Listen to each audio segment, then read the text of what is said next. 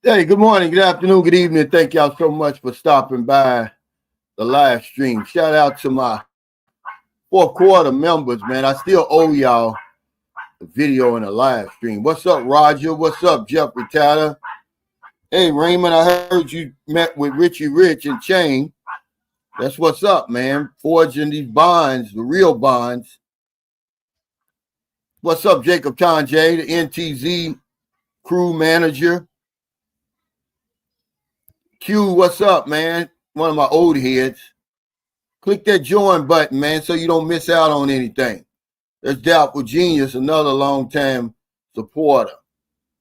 Any new viewers and subscribers join us today. What's up, K Dallas? W Secrets of Success. Man, you must be obsessed with Big Shirley. Keep on sending me them Big Shirley videos, man. You know I ain't into Big Shirley anymore. What's going on? Yeah, welcome any new viewers and subscribers. Anybody catching this on live stream, the peso, man, is 56.5. It's like going down. And that's what I was reading, man. Like the economy over there is shot, man. You know, so bad that the feds are getting ready to step in to lower interest rates to save the economy. But let's don't get into that. Because you know what? That'll bring on more arguments. But yeah, man, we got a good one today. Why are men still sending money to strangers online? There should be a video made on this subject every single day. Because if we can save one man or woman from being a victim, man, it's well worth the effort. But we think, oh, it's no big deal, Cal. We hear them stories all the time. It's nothing new. People are stupid. No, that's not the reason. That's not the only reason we do it. You know, see, this is what we think. What's up, Modoc Rustock? He says, sending money due to loneliness with a grandiose picture of a life they never had. This is what we think. We think that the only reason why we send money because we're lonely and isolated, because we're simps, we're gullible, we're crazy. But that's not true, man. See, this live stream today is going to ask you to be honest. Because we've all sent money. We'll just try to justify it. And you're sending money now. And you'll try to justify it. But we're going to talk about why people do it. Why we do it. Mostly men. This is a multi-billion-dollar industry. What's up? Says, with all that we know in 2025 about love and romance scams and the dangers of sending money to strangers online, why is it still happening? That's the $64,000 question. Now, I put the link to that news article where the man, he's on the news. He's not afraid to show his face. I give him credit for that. This is what I suggest y'all do. I say, man, we need to tell our stories. You're going to help somebody. He says that he thought God had sent him the woman he had prayed for. And then I asked the question, does God have a dating site? Is God in the matchmaking business? But this is another case of you lazy, faith-based fanatics. You're asking your God to do something that you can do for yourself. Don't blame that on God, man.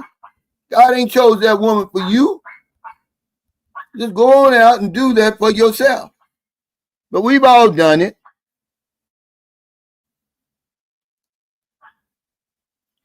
You should hit the like, everyone. Let's support our OG, man. I appreciate it, brother. I mean that. He said extreme loneliness. Yes, that's one of them. That's not even the top one. The number one reason. And you're going to be on, I'm going to step on some toes today. Because you're in this list, if you be honest. The only way you're going to get some help is to be honest. Stop being in denial. You know you send money. It doesn't matter if you all just send a little bit for a load so we can communicate. Doesn't matter. You did it. It's no different. There's some ulterior motive behind it. What's up, Jungle Man Adventures? That's a good friend of mine, man. I like this guy. Simplify. He said, hey, I got a question, brother. What's going on with the 4 houses in the province? The $1,000 house, you finished them yet? Give us an update. Well, we finished 2 and we had to stop. Okay, those were my son's family up there because the trolls and the haters came after me, man. But the money that we had, that's all we spent. I only had 2 people that even contributed to that. Shout out to, I believe this is Doubtful Genius who did that, and Sidney Gibson. Nobody else did it. I really don't owe you an update, but I give you an update from time to time. We built 2 houses. We raised 100,000 pesos, and we built 2 houses. And then here they come, saying that we're profiting from Typhoon Odette. The furthest thing from my man. I would never do that, But that's what happens. Okay. But, people who worry about this stuff, they never, and lob these false allegations, they don't contribute a peso anyway. So what's the point? But the people who did, they know exactly what they did. We sent them the pictures. I even did a vlog. I went up there. We built 2 houses. We were going to build 4, and I was going to build a bathroom up there. But I don't have time for it, man. I don't have time for that stuff, man.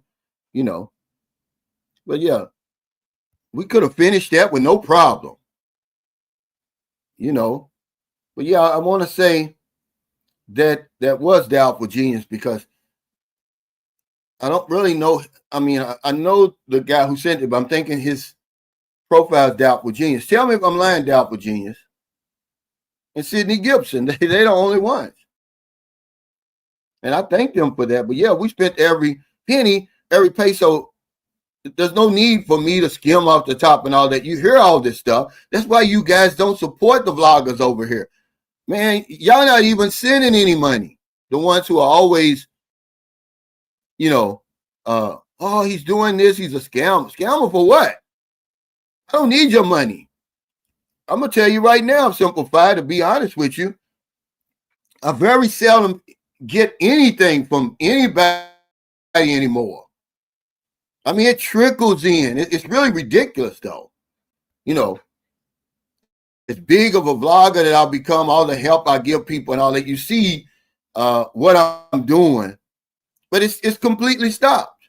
And I don't expect it, but, when it's kind of insulting for you to even say that to me after 4 years. It'll be 4 years in December. I don't owe you an update. Hey, what's up, Don Ridgway? My partner, my buddy, man, from Louisville, Kentucky, by way of Lebanon, Kentucky. He said, tap that like button. He said, I once sent money to put a woman on reserve. Yeah, I know you did. We all did. But you're not going to be honest. If you're chatting with a woman from the Philippines, you're going to send money. But the number one is desire for intimacy. Let's get into this. Emotional connection we may feel. No, it says desire for intimacy, emotional connection.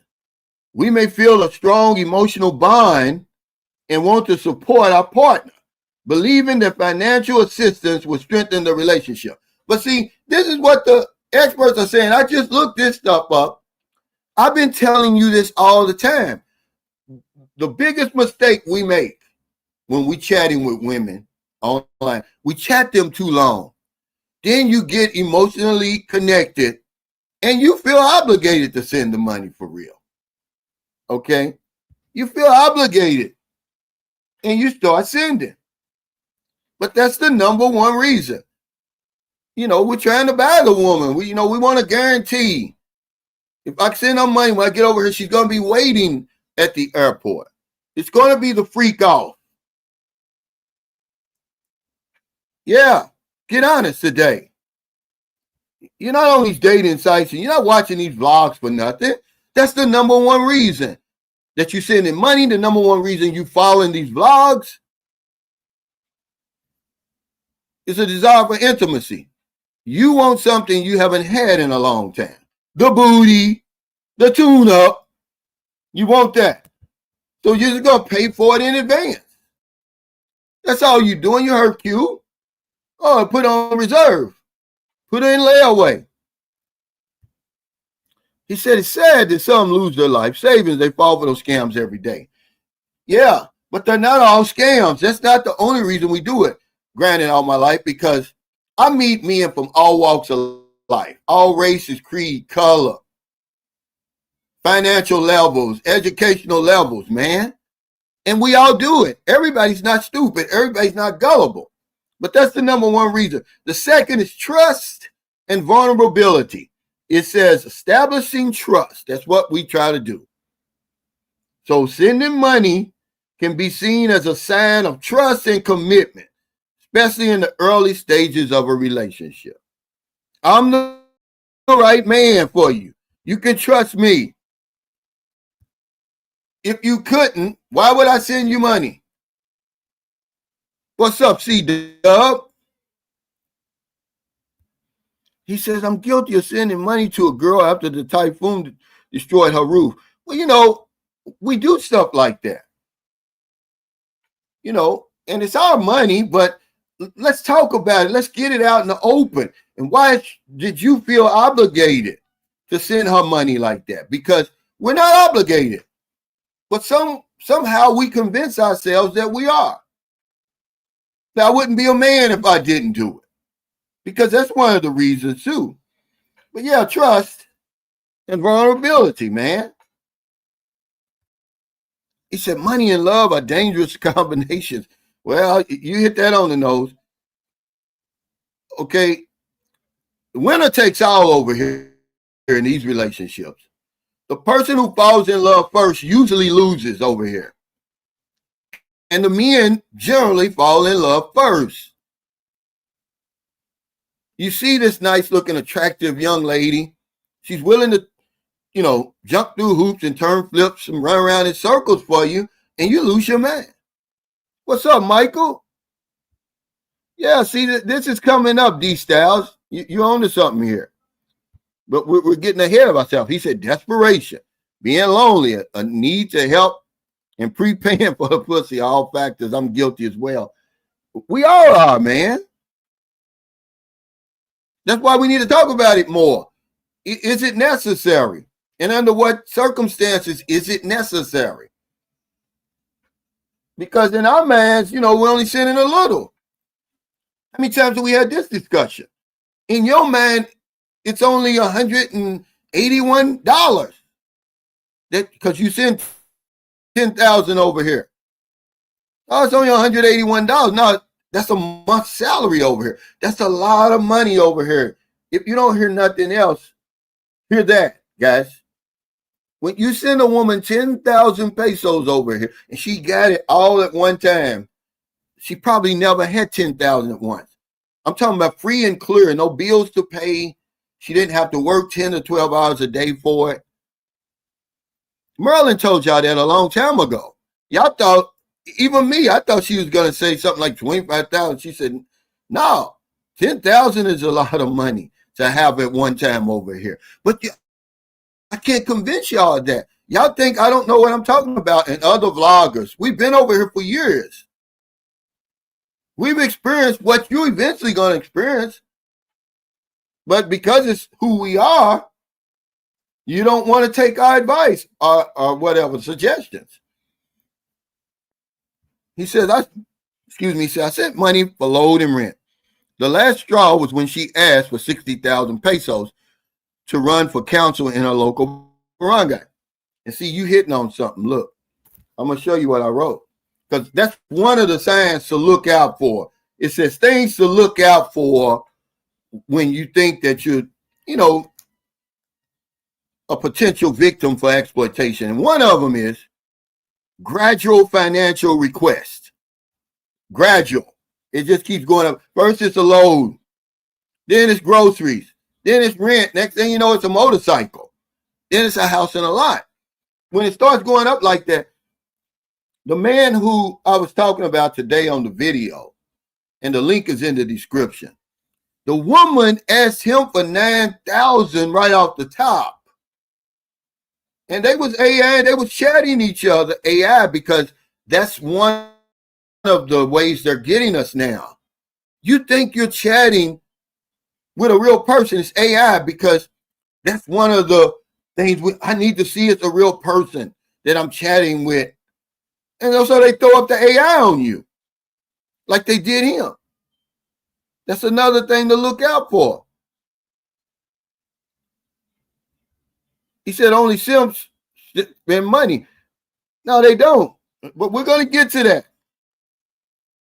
Okay, so number 2 is trust and vulnerability. We're trying to build trust early in the relationship. Number 3, here it is right here, Michael, manipulation and scams. Money online scammers exploit emotions, creating fake personas to gain trust. There's trust again, and then request money for various reasons. And the roof blew off, like Thomas said. Oh, my mother's in the hospital. And they send you these old fake bills, right? They don't give you a bill when you're in the hospital here.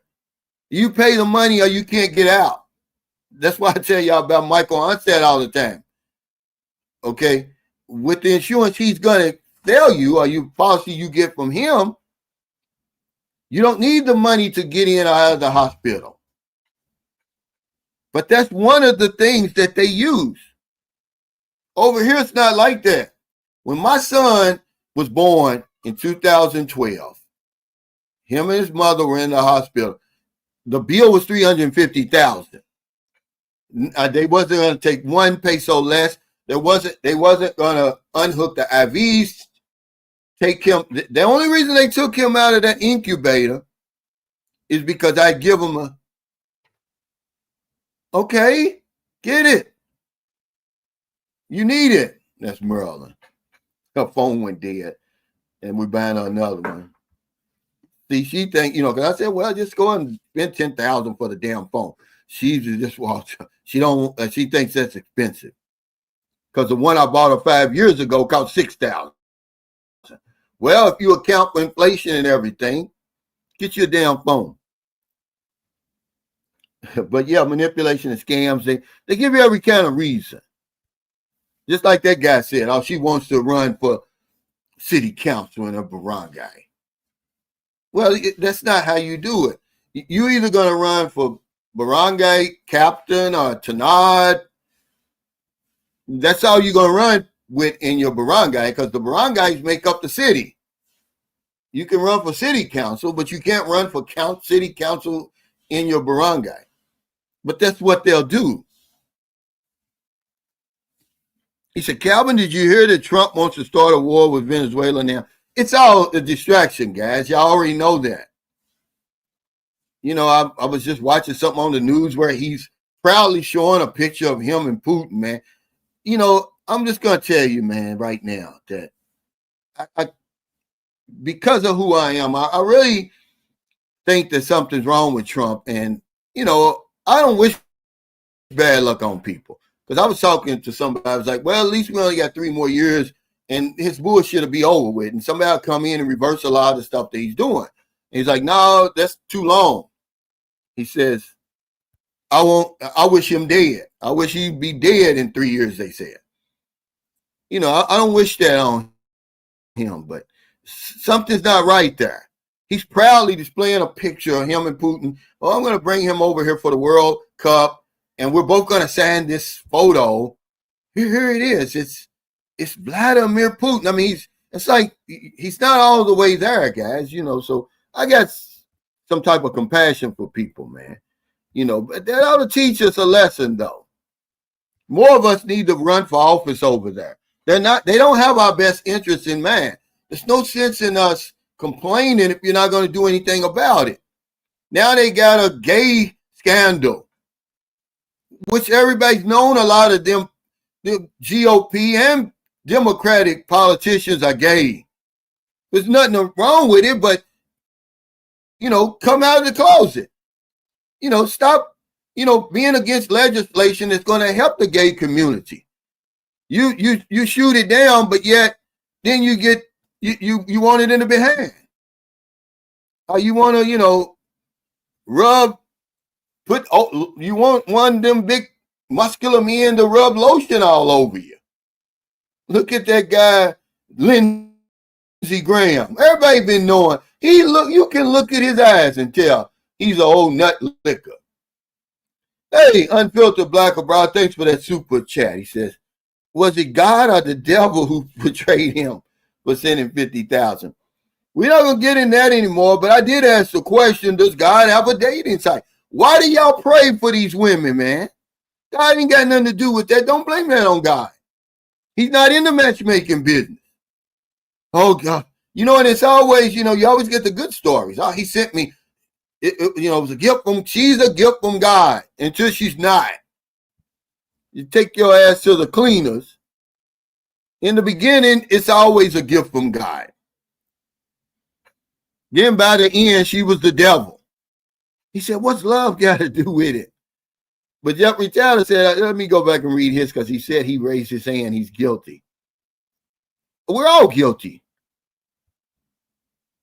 If there's somebody on here that hasn't sent money, it's because you're not chatting with a woman yet.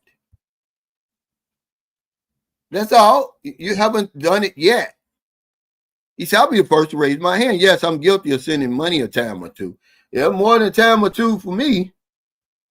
Sonny D says, yeah, I sent 40,000 for an iPhone. Within 6 months, she said the phone's not working properly. See, that's a red flag. First of all, don't send that kind of money over here. Okay? If I'm going to buy you a phone, I'm not going over 10,000. Okay? And that's a lot of money. Okay, here's what I want you to do when you first get over here. And this is a signal of who you're dealing with. When you get over here, I want you to look at the phone that the woman you're dealing with is working with. Okay? If she's got this brand new phone and all that, man, that's a red flag. More than likely, it's old, man. The screen is cracked. The paint is scraped up on it. Okay, all she can basically do is get on Facebook. Okay, now if you get over here, I'm giving you this inside information, and she's got this fancy looking phone. The only reason is it's not hers, but more than likely, if she's got it, somebody bought that, man. She's already dealing with foreigners. That's a clear sign.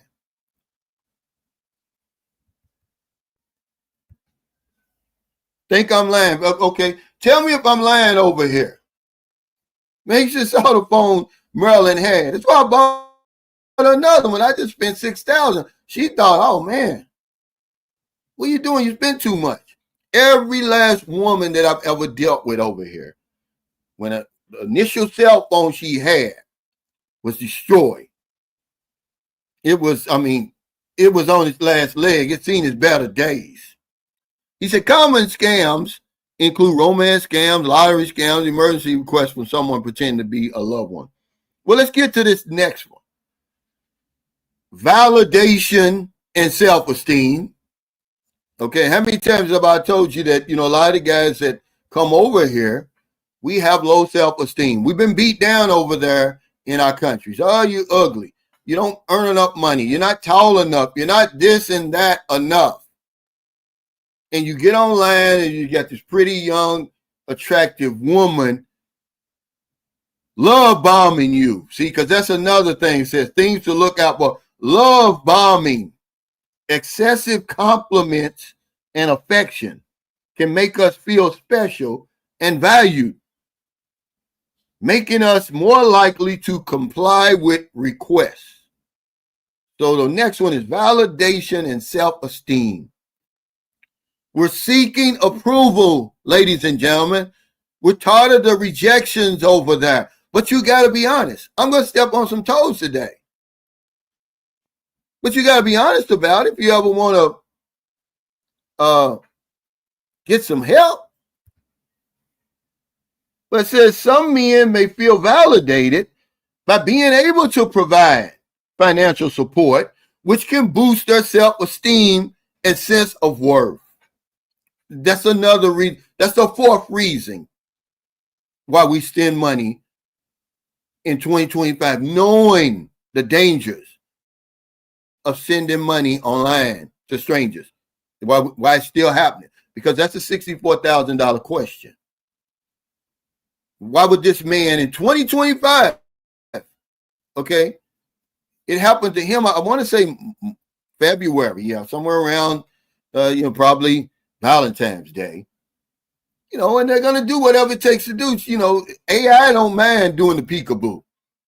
If you behind an AI woman, you're going to show it all. Food his ass. Because they showed the woman on the news report. You could just tell the way she talked. I'm like, dude, that's AI. You're not going to fool me with that one. Okay? Cisco said you wouldn't be human if you didn't want to help, but we all know scammers ask over the world, take advantage of people's humanity. Yeah, but see, the thing is, you're not obligated to help. There's no reason for you to feel that way, Cisco, with somebody you don't know. Because when you're chatting, that's what you're doing. You're chatting. You're getting to know each other. And that's what they play on. They play on that. They know, especially Americans, man, we're sympathetic, man. Yeah, he said my favorite one. Oh, my mother died again. Yeah, my father. No, I mean, I can't reach out to him. I don't have his information. He's claiming he follows my channel, though. He's up in Angeles City. He don't have to leave. If he has 30 to 40,000 left, which he says he does, and he's got a pension, he can start over here. He don't have to leave. He can chalk that up as a loss, charge it to the game. But he ain't learned anything, man. He's sitting there. I'm sitting. Okay, I'm here. It's the buzzard, him, and the other buzzard. Merle and them on this side. He's over there rubbing, the buzzard's leg. He hasn't learned his lesson.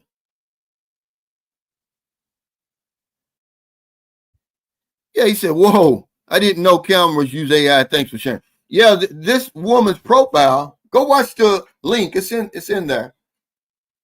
In the description of my video.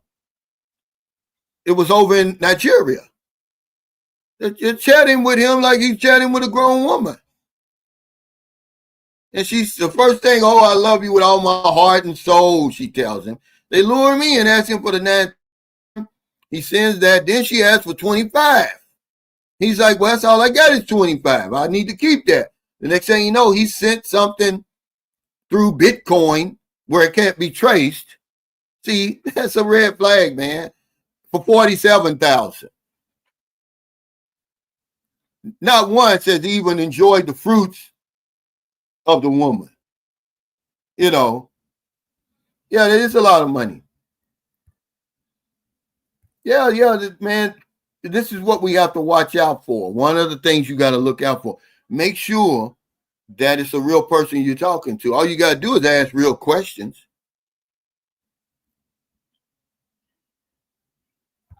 He said, did you get the spin wheel out of her phone? No, it's not. Her phone's not going to open up, Roger. And it's not the spin wheel. I can easily download another spin wheel. It's those thousands of names in there. So I'm just going to have to come up with some other kind of way to give back, man. The spin wheel was legendary, man. It was iconic. But I should have backed that up. But it's too late. It's too late. Hopefully she can take that phone. At least they can cut it on. It may not work. It won't even cut on. Them phones, that's an Oppo phone. It's 5 years old, over 5 years old. He said Taco Man is insane. Absolutely. He says so. In the Philippines, a the hospital can hold you hostage. Yeah. Now you hear Varga say, "Oh, it's against the law. They passed the law. You can't do that." Look, guys, protect yourself. Either have money or have a policy. Don't go by that. I'm telling you from experience that they've got an armed guard at the door. You're not going to leave that hospital without paying. Remember, this is the Philippines. This isn't America, where they got that benevolent society and all that in every hospital, where they'll come around when you're in the bed and discuss your ability to pay. They don't do that over here. My girlfriend at the time was pregnant. She was 7 months pregnant. The baby was trying to come. She was damn near dying. They would not admit her until I gave them $25,000.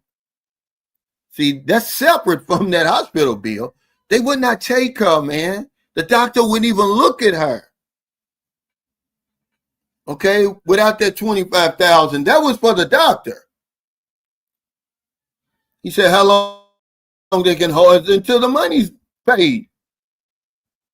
But that's something we try to do without. That's another video we could do every single day.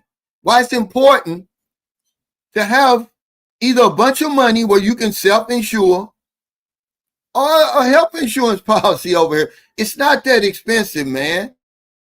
But y'all won't even text a man and be like, okay, I'm 60 years old. You know, no medications. I'm in good shape. What can you do for me? What kind of policy? And he'll probably talk about the $3 million policy. I think it's something like 28,000 pesos a year. And you'll have peace of mind. But you think you can get away with it. Look, man, how many people got to die over here? John died. And John had money, but he didn't have insurance. Okay. He wasn't going back and forth to the doctor. That's another reason. My friend Anthony in Bacolod. Okay. Gerard Black in the Philippines. Mark Thornton. These are just the ones we know because they're right there in your face. But there's so many over here. You know, because everybody says, well, I want to be in a city where the hospital, it's got great hospital facilities and stuff like that, healthcare facilities. I'm like, yeah, but it's not going to do you any good if you don't take care of yourself. That's the first step in healthcare, self-care. But yeah, they're going to hold you, man. And the bill's just going to keep going up. Look, my son's mother, she jumped out of the second story window in the hospital with her first son. She got two sons, you know, CJ and then our son together. But she didn't have the money. She unhooked the IV herself and jumped out the second story window. They haven't seen her since. He said, I'm pleading guilty on counts 1 and 2. Yeah, man. I mean, we tell our stories, guys, for a reason. You know, because a lot of guys aren't going to tell you. They're going to act like they didn't send money. You never hear those other big bloggers talking about the money that they spent. They want you to think that they're doing everything right, that you don't have to spend money or you don't have to send money, but they're lying. This is something we need to talk about every day. Hey, what's up, Corey Moore, man? Thanks for your support. He said, Manga Donga Manga, Cal. I'll be over in February. Yeah, he been gay. But yeah, validation and self-esteem. Now, somebody's in there. Somebody's on this list. Okay, now here's a good one right here. Cultural expectations. Traditional roles. That we all get caught up in that. So it says, you stay at home, you cook, clean, take care of the children, take care of me. I'm going to pay the bills. So, of course, the woman's going to agree to everything you say because you got the money. Okay, we'll do that. And we start becoming girlfriend and boyfriend before we even meet. How crazy is that? How crazy is that? Yeah, Cherry Mobile. Yeah, he knows I'm telling the truth. Okay. These phones are, I mean, they're on their last leg.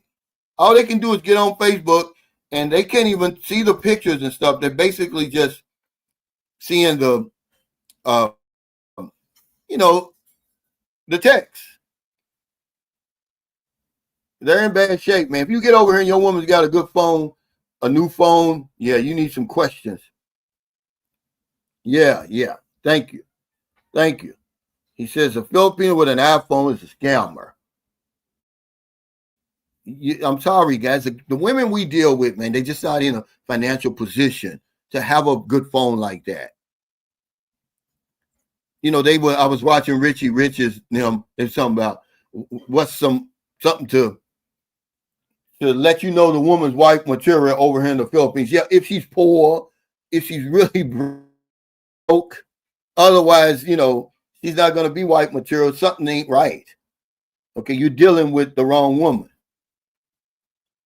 She better be wanting something and needing something. That's a red flag. But cultural expectations, yeah, we like I said, I feel good.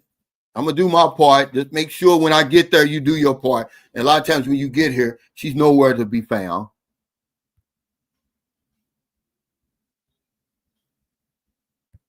Yeah, he said romance scams is the number one scam, but we're not even talking about the scams. We're talking about why we do it, Brandon. But you're right. Even more than credit card fraud. Wow. Yeah, they got him good. Yeah, you gotta understand, man. If you get over here and your woman's got some hell of a phone, man, but y'all not even looking for that. Y'all got hot pants syndrome. The minute you get off the plane, you taking your pants off. Unfiltered Black Abroad, thanks for that super chat. He says, I'll take it one step further. If she has selfies of herself in a hotel room, that's a sign she's had a foreigner. Toss her back. Thank me later. Yeah, these nice ass resorts and everything. A bikini is a red flag to me. They're just too conservative over here. I don't want a woman. If I look on her profile and she's in a bikini that they're wearing now, let me buy it. I'll buy it, but you shouldn't have it already. He said, Unc, I'm sipping on peach, Paul Masson, smoking a stogie. Chronic loneliness is real. Me and send money because we want to be like the Michael Jordan of the Philippines. Calvin Sunshine shows, yep.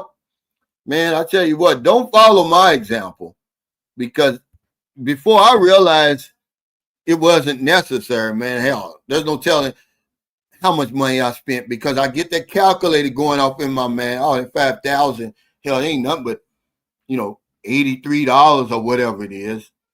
I got plenty of money here. I want to be the big shot. I'm trying to impress the woman. Corey Moore, thanks for that super chat. He said, guys, you should be cautious and cheap, especially in the beginning. Keep it under 100 until you vet it and meet the woman in person. Hell, keep it under 25, man. 1,000 is probably the most that you should be sending. And I mean, maybe one time, because you're going to see it. She's going to need money to meet you at the airport. Because guys, they're always bragging about, oh, my woman's got her own money and this and that. Man, you the exception to the exception. If you're over here dealing with a woman like that, you got to have problems anyway. You might as well get a woman in America.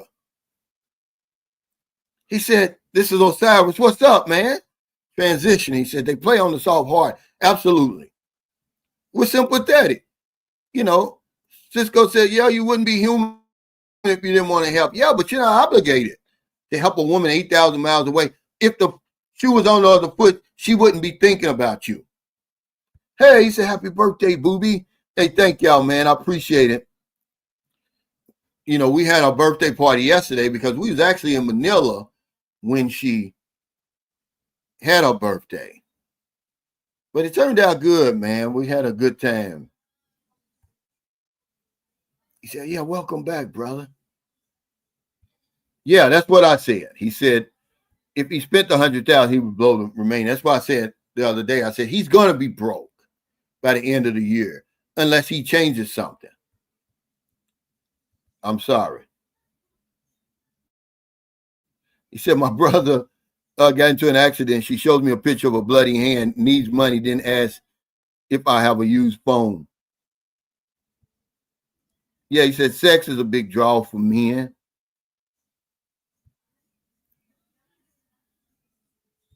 He said, oh, it's Boobie's birthday. Well, actually, her birthday, Jim B, was the 12th.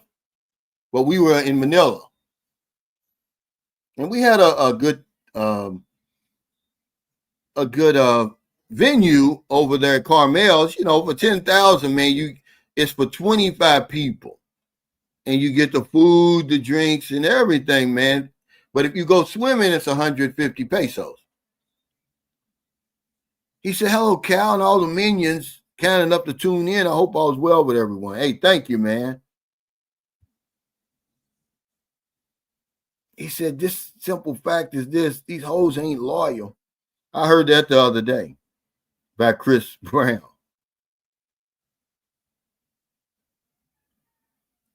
He said he just got scammed for the first time yesterday. Yeah, right. You believe that. I don't.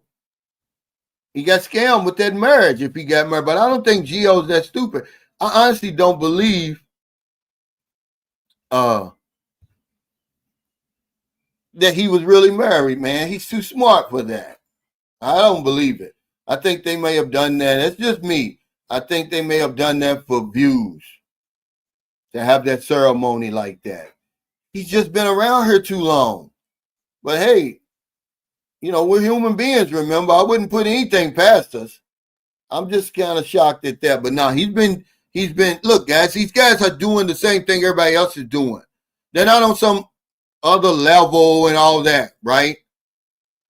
They're making promises and they're giving money and they're doing everything that you're doing. You just don't have a YouTube channel and where you're producing content. Okay, there's very few people over here, man, that aren't paying. I'm sorry. He said, Sonny D says, hey, can you send the link for the health insurance? Yeah, look in my video I just did today. It's in the description. All of my videos are either that or the comment section because I'm strong on that. And see, I'm retired. I mean, the fact that he's over here, he somehow, some way, he worked something out. I got to tip my hat to him. I'm an insurance agent. I don't have a license to practice in the Philippines, but I think because he's married has something to do with it. So he has that permanent residence where he can work over here. Imagine trying to get insurance through a Filipino. They're not going to understand your situation, guys. I'm not, tugging his balls or nothing. I'm talking common sense to you. But now you got an American that you can talk. Well, he's Canadian. That speaks good English and knows your situation and can help you. Imagine trying to buy insurance over here from a Filipino. Not that they're not capable, but they don't understand. They're going to try to sell you the highest damn policy they can. He said, coming to check you out in January, bro, Cal. Yeah, come on, man. Hey, if y'all can make that meet and greet September 27th, it's really going to be nice. I'm collabing with Richie Rich and Shane. They really got a real connection going there, man. All they got to do is just keep going because, they're wondering why they're not getting more views. I don't know, but I was telling him it's the summertime in America. So, you're not going to get as many views as you normally do. But as it start getting cold and people are in the house, they'll click on you. But I think, when Marilyn was watching their live stream, Marilyn doesn't watch this stuff. It shows you how good their channel really is. It's interesting, but, I don't know. It's just crazy, man, why certain people don't get views. And then you look at the other trash other people are making, And they're getting all these views. And I'm like, well, it's something I can't control. I'm just going to keep doing what I'm doing. But I tried to encourage them just to keep going. Eventually, man, your time is coming. He said some are using the old pig butchering scam. Pig butchering is an investment scam where fraudsters build trust with a victim, then deceive them into investing in fraudulent crypto or other opportunities. Well, that's what they're doing too. They're saying one of the things to look out for, if they're trying to create some type of urgency, oh, they need an immediate decision. Oh, she's in the hospital right now. We need it today, whatever it is. We're going to get evicted today. Or they're coming to get the motorcycle today. I need that payment. I'm going into labor now. He said, you got to understand the pain of these men. They ready and willing to throw it away. It's sad, but you've been there. You came there on fumes. It's men coming in worse shape than you was in. Yeah, that's why we're talking about it. But everybody doesn't come in there. You're going to fit in one of these categories if you're honest. So cultural expectation, because we come over here and we want a traditional woman. That's all y'all want. That's why it makes Filipinos so attractive. They're traditional. Okay, you stay at home and do all of that and let me handle the bills. Basically, the unspoken agreement. But the next one is, and nobody's going to admit to this, but it's true. Desire for control. You want influence over the relationship. And we use our pensions and our money to control women over here and in different places where they need money. But no one will ever say it. As long as you do this and that, jump through hoops, turn around and flips, run around in circles, I'll take care of you. And then, I'm the dominant. You're the submissive, okay? It's my way or the highway because I got the money. You know what they say? He who has the gold makes the rules. That's the way we look. A lot of men look at that over here like that. They're not simps. They're not gullible. They want control, and they control. So we swing that carrot in front of the woman's face. You want the new phone? Take off all your clothes. Okay, you want the new, you want to stay with me and move into this new condominium, okay? I need my oil changed every night. We want control. Financial contributions may give some men a sense of control or influence over the relationship dynamics. Basically, power dynamics. I'm making all decisions. You sit over there, and iron the clothes, wash the clothes, watch the kids and all that. Because it's my money. And that's what we do. But we'll never say it.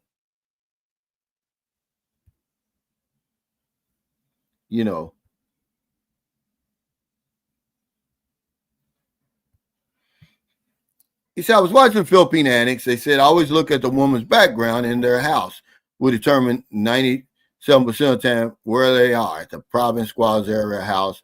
Is that true, Cal? Well, sometimes you may be chatting with a woman who's a maid in somebody else's house. The only way you're going to really know is when you get over here, what times it travels. I think you know that. You've been here before. But they know what they're talking about, man. They've been here for a while. They're up there in Angeles City. I mean, you really can take what they say with some confidence, but you only going to know when you get here. But most of the time, they're either in the province or in the squatters area. Where else are they going to be?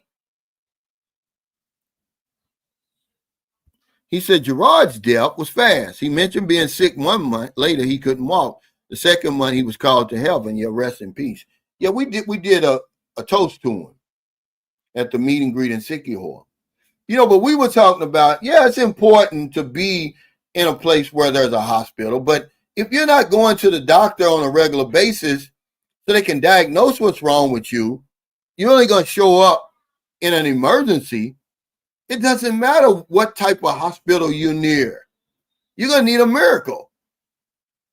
There's a reason why men die sooner than women. Women outlive us because they have a tendency to go to the doctor more than you. I'm talking about everything being equal when you're in America, not over here, because a lot of times they can't afford to go to the doctor. As an insurance agent, I'm going to tell you now, if you go to get a health insurance policy, as a man, it's going to cost less, all things being equal, because they know you're not going to use it. These people know what they're doing, but you go get a life insurance policy, it's going to be higher for a man, the premiums, because they know you're going to die sooner because you're not taking care of yourself. You're not going to the doctor. You're doing all the dangerous stuff, from the hunter and gatherer days. And they got proof. They've got something called the table of large numbers. They got receipts.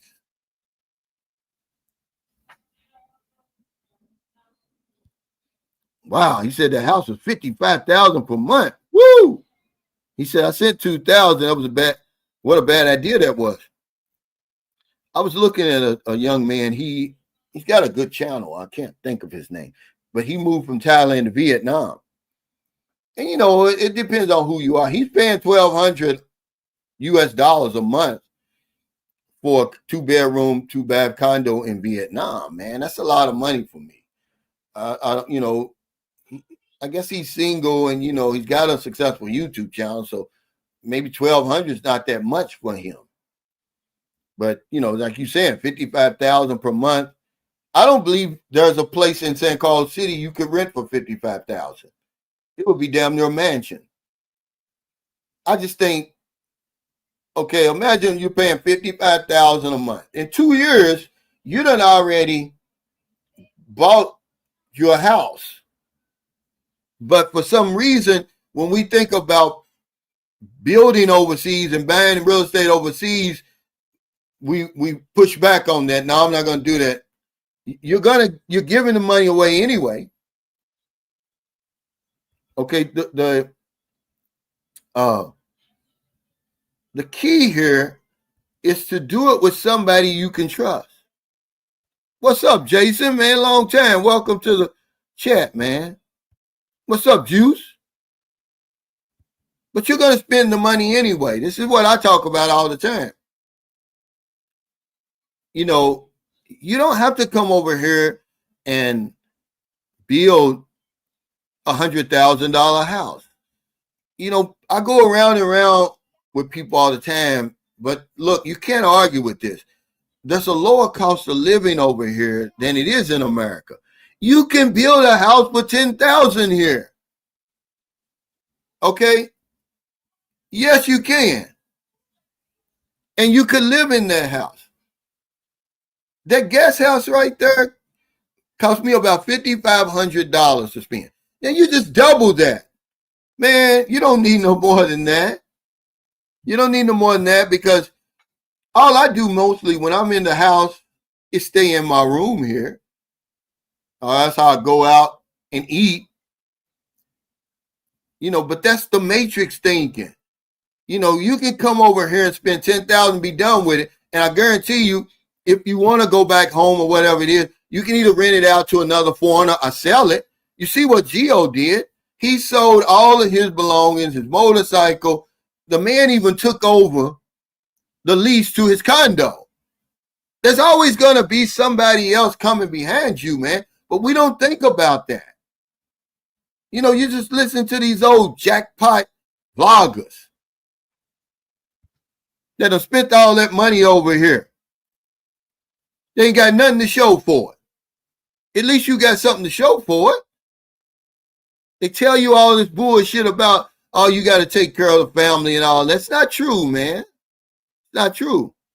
What's up, Skinny Gorilla? He said, they gave me $35,000 back. I took it and found a 3-bedroom house for $20,000. And see, that's about right.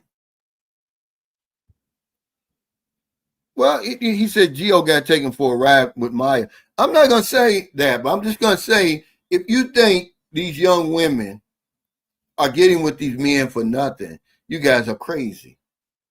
He had to have taken care of her. And all the other women he was dealing with, they don't have a job. They don't have no money. So you're not getting anything for free.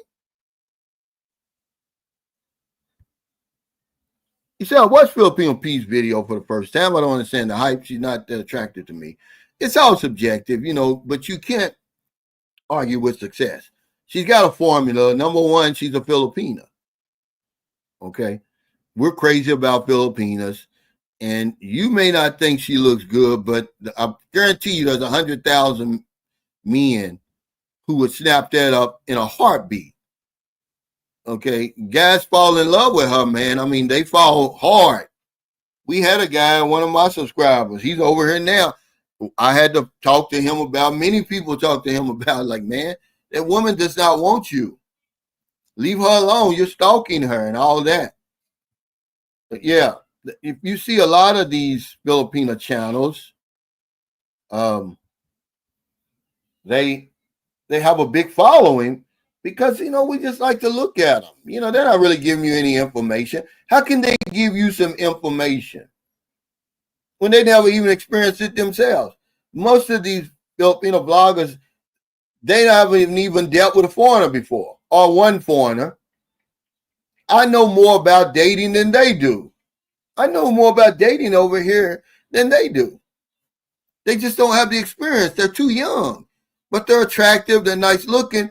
And that's all y'all want. Y'all don't want the information. They don't know what it's like to be a foreign man over here. They don't know nothing about cost of living over here. When they're used to living on 3,000 to 5,000 to 6,000 pesos a month. But y'all fall for that stuff.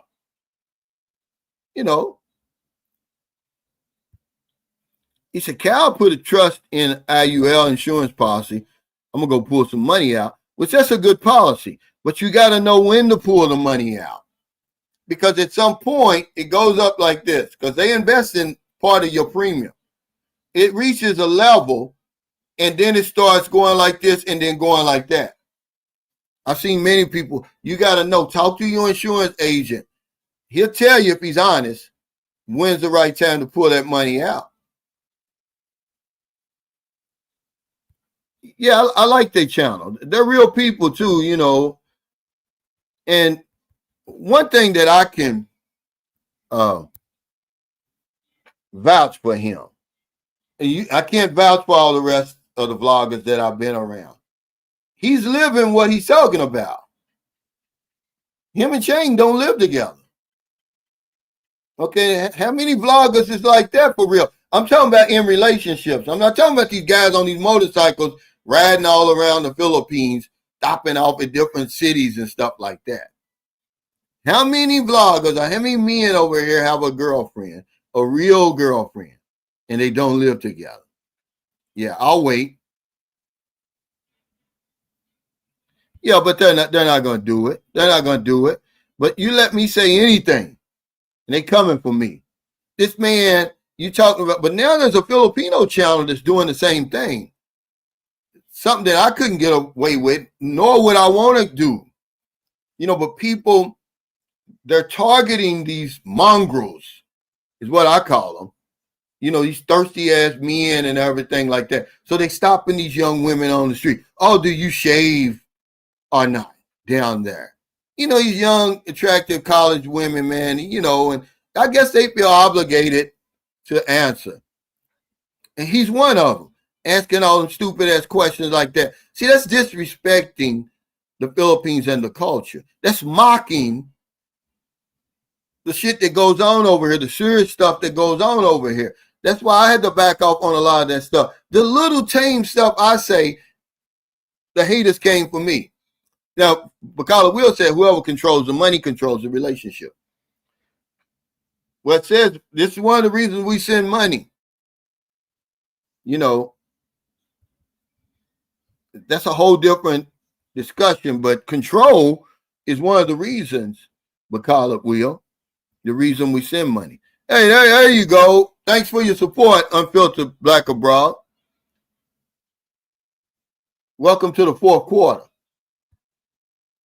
What's up, Drew? Yeah, that's crossing the line. But some people can get away with it. The women can get away with it. But I was having a discussion with, I'm trying to think of her name. I can't think of her name. She was real popular before. July. It's like you got to be, you have to know your audience. You got to know who you're talking to when you putting all that stuff out there, because those guys are eventually going to show up over here. You have to be real careful about what this, the vibes you're sending off. Because they're going to eventually come over here, and you're a woman. You're going to need a bodyguard. Look at the P. She don't come to meet and greet. She don't do live streams. She couldn't do it, man. You guys, she really would need a bodyguard. I mean, y'all done went crazy about that woman. She can't even live a regular life. I mean, come on, man. It's not that serious. Y'all treating her like she's Beyonce. She's a vlogger. The young lady's got a world's disguise in Dumageddon. What kind of crazy stuff is that? Not because of Filipinos, because of us. If she came to San Carlos, they wouldn't know who she was. Okay, I'm just telling you the truth. They would not know who she was. She can go to Cebu and they're not going to know who she was. Manila, they're not going to know who she was. Filipinos don't follow this genre over these type of vlogs over here. They don't know who she is, and they don't care. It's us that give her that notoriety, that build her up like that.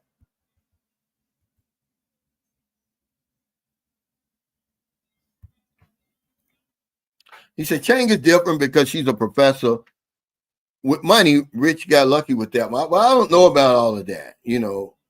There's a reason why Filipinos deal with foreigners, man. Okay? You'd have to ask her that. But I think it goes a little bit deeper than that. Okay? But there's a reason why they deal with foreigners versus Filipino men.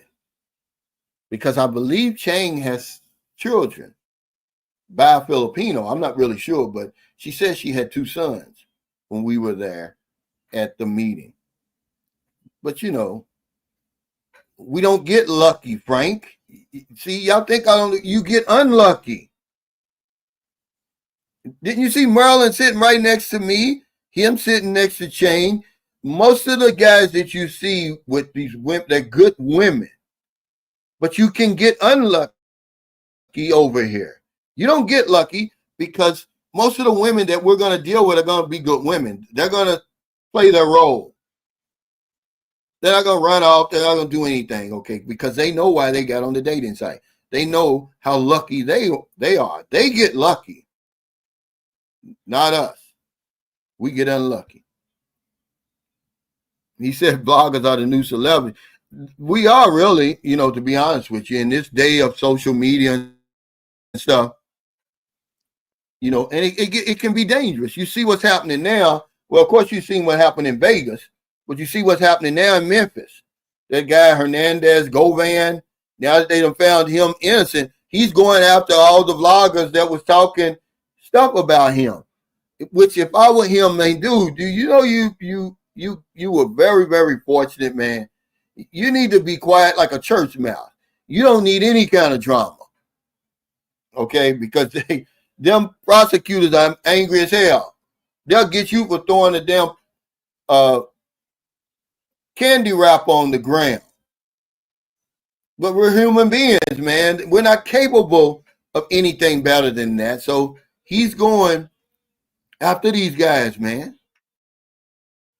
That's why when people, it used to be, I didn't take these threats and stuff serious, but I do now. So, it's a shame that I got to carry weapons with me. And I'm going to use them. If one of them run up on me, I don't have any choice but to take it serious. When you look out and you see what's going on out here, But I've got receipts, see? I've got all these emails. I've got all these videos of people harassing me and stuff. Okay? So if it does turn to that, I've got receipts. People have been harassing me. He already said he's going to do this and do that to me. Okay? That's why he got liquid fire in his face. Okay? Because I can't have a gun. But you don't want to mess with me because, you know, when you go low, I'm going to go low. I'm not Michelle Obama. He said, yeah, what's early? This was early in her career. This is what helped launch her. Paul, Geo, and them like that. She would have never got any traction, man. But I'm going to tell you, you can't argue with success. He said, you should see how thirsty these men are on the live stream. Oh, man, come on. I already know. You're preaching to the choir, Sonny D. This is why we're in a situation now. This is why the guy sent all that money. He gonna blame it on God. He said he prayed. He said he thought God. I don't know why he thought God sent him that lady, but that shows you how delusional people are. Now you know it wasn't God, dummy. God's never gonna send you a woman. He's not in the matchmaking business. He said most of Peace Falls are old simps. Well, she's got a lot of them. Okay, I tell you that. He said she's so sexy to me. He said smart girl Philippines is sexy to me, but she's a little too freaky on YouTube. Well, she's not. That's not her. That's the people behind her. Okay, all of them got somebody behind them, or they're sitting there watching us, getting their ideas. Typical Filipinos aren't like that. Okay, you can't go against your culture. It's just like if you can't swim, you're not going to jump in the deep end of the swimming pool, Sakaria. When you see a woman talking about stuff like that on YouTube, man, she's 1 in 10 million over here. Okay, that's an indication there's somebody behind them. They don't even think to do videos like that. They don't have the confidence to get in front of foreigners and talk like that. Hell, that's why it's so hard to meet a woman in person here, because they think that their English has to be perfect. Not realizing I speak very little Bisaya, very little Tagalog, but they don't think like that. They think, I got a perfect English. I'm ashamed to even talk to him. So imagine, that's why you only see a handful. Man, there's 55 million women over here. Why is there so few Filipinos with these YouTube channels? When they know that the money that's out there, the potential earnings for having a successful YouTube channel, where are they? Because it's not typical. That's phony, man. That's fake.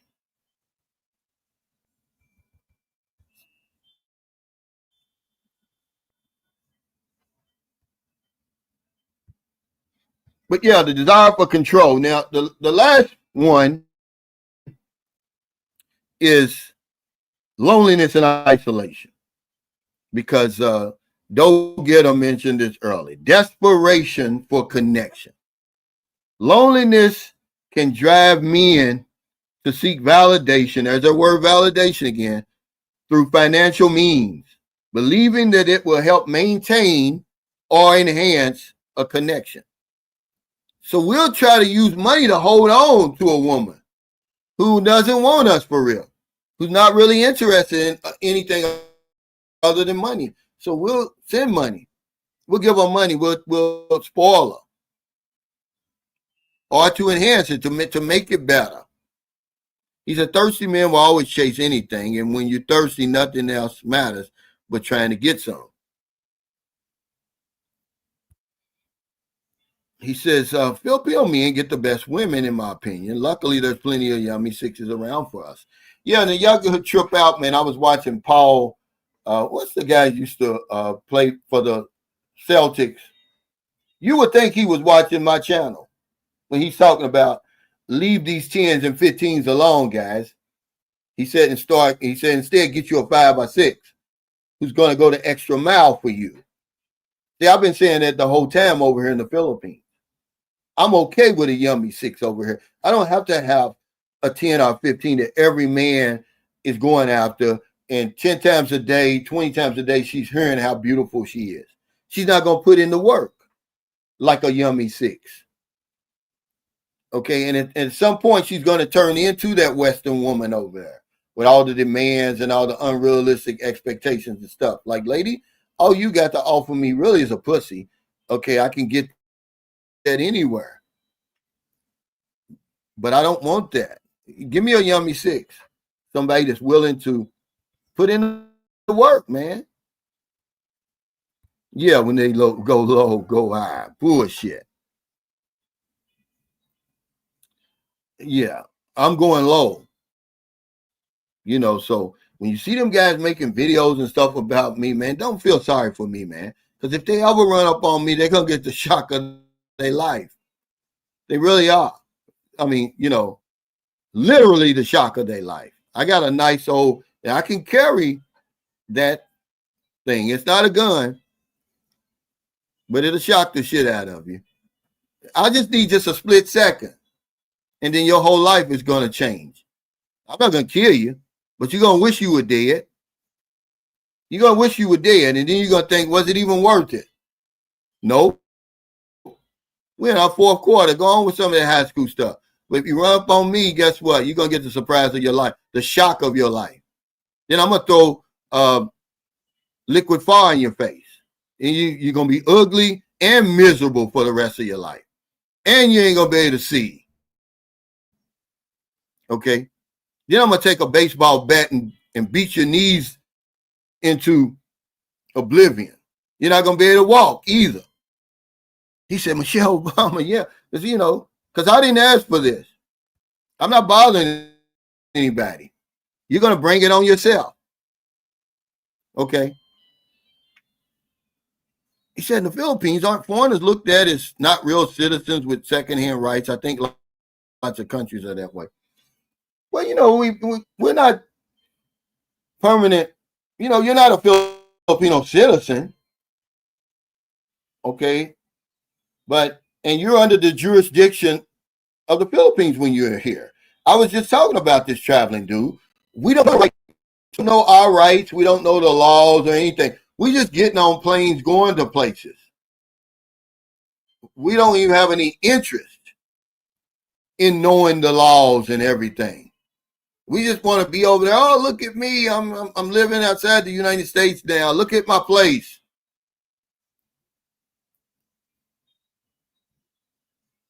Well, of course, you're not going to, get the same benefits as a Filipino citizen. But that's why I always say, always be on the outside, man, looking in. When you go on the inside, man, you get whatever you deserve. Why not live on the outside and enjoy the beauty of the country? Y'all trying to get on the inside, man. You're not Filipino. You're never going to really understand what it's like to be a Filipino anyway. Don't even try. He said that guy has a mental illness to send that much money. Yeah, but you're right. You're exactly right. Because that's what it says about loneliness, chronic loneliness and isolation. It affects your ability to reason. It affects your cognitive skills and your decision making. So yeah, he did have temporary insanity, like a lot of us do, who suffer from chronic loneliness and isolation. You're exactly right about this. He did have a temporary insanity, but if you look at all the other areas of his life, McCullough Will, this guy's successful. Go watch the newscast of him. He's in church, speaking in front of the podium. He's successful. Even to have that kind of money, access to that kind of money, you have to be successful some kind of way. You've invested something. You've got some type of wealth, some type of property to have access to 50,000. It's not many people watching this who can reach out and grab 50,000 like he could. But yeah, it was temporary insanity. And you have to watch out for that.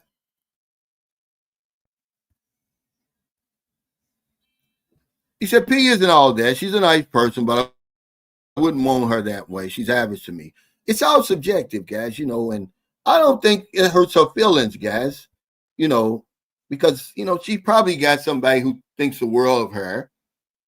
But I'm saying that we're the ones who did this to her, not her people. They don't even know really she exists. I promise you, if she came to St. Carl City, she wouldn't need a disguise. They wouldn't know who she was.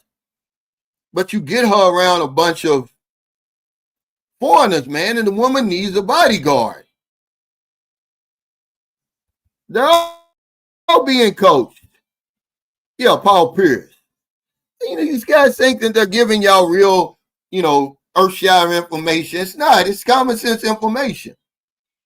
That's why he almost lost his life.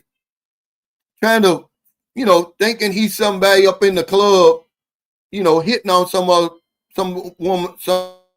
somebody's woman. And they already warned him, like, dude, it's a gang in there. They're like, dude, that's somebody's woman, man. He thinks he's Paul Pierce. He woke up damn near dead. It happened so quick, he didn't know what hit him. He didn't realize he had been hit that many times. That's his own words. They don't play like that.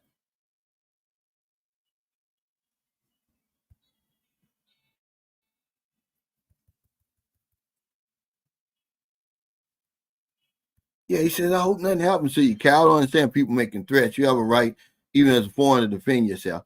Yeah, I don't get it. I don't understand it, but they'll bring it on themselves. I'm not going out looking for it, but I got to protect myself and my family, man.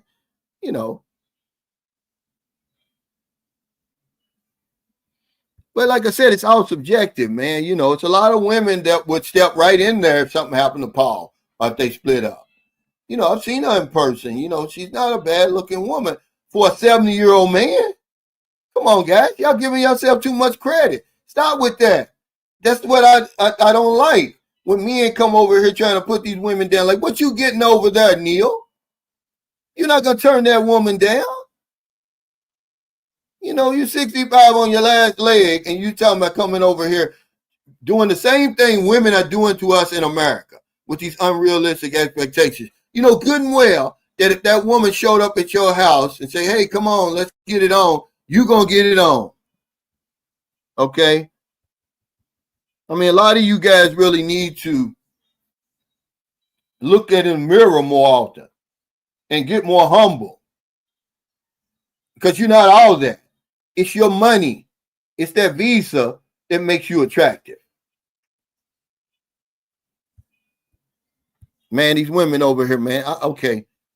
I live with one. I got me a yummy 6, man. I'm satisfied. She ain't got to be a 10. Okay. But you got to know what you got. That's another mistake we make. We don't know what we got over here. So we get the roving eye. You think, oh, look at this. I got this. I can get somebody better. It's basically another face. That's what you're getting. Yeah, those guys, they don't want any trouble with me. I'm pretty sure he's seen me around. He don't want trouble with me. He can make all the videos he wants. They do the same thing they accuse us of doing.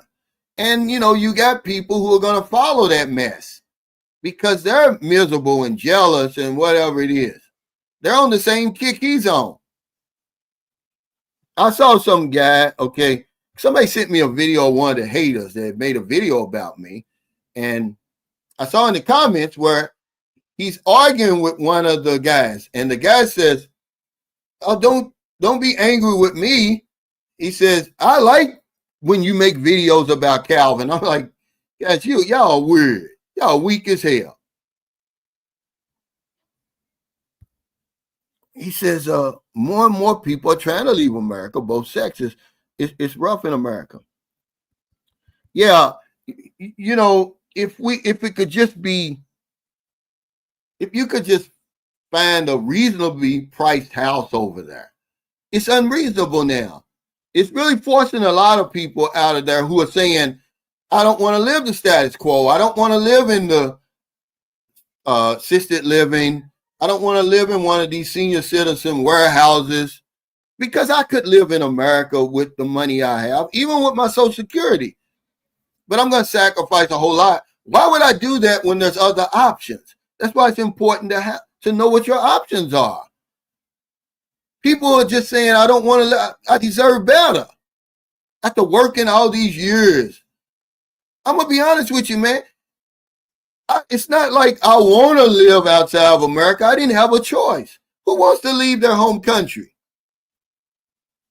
I wish I could live like this over there. I would trade it tomorrow. But the women are unreasonable.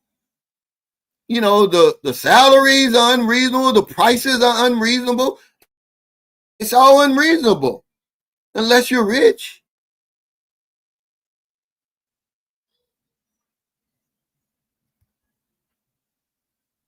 Yeah. He said, damn, Cal, you going to do all of that to the guy? You might as well just take him out. No, I want him to be miserable. I want him to stay alive. Because he asked for it. I'm not going to kill him. I'd rather be facing an assault charge with receipts than a murder charge with receipts. But yeah, I'm going to do all of that. He's going to wish he were dead. He's going to go and kill his own damn self, commit suicide in the emergency room or in the ICU. But they asked for it. Don't mess with me, man. I'm not doing anything to anybody. But that's the society we live in today. You can't even say anything. People get mad at you. Look at what happened in Vegas. Man, there's no reason that, man, okay, if you got a problem with the vlogger, then why kill his wife too? Now you're facing a death penalty and you want to act like you the victim. It's not even worth that. You see all these beefs online, man, it's not worth it. But that's what, social media has done. Makes people think they really know you and all that stuff, and they can just, do whatever they want to do to you. Yeah, I'm going to do all that and more. And I might piss in his face.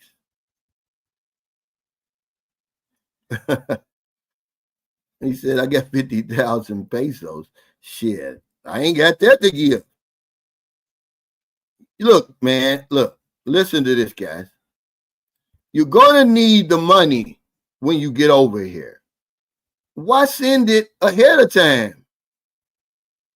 If you plan on coming to the Philippines, don't send the money because, look, it's another thing Richie Rich and we're talking about.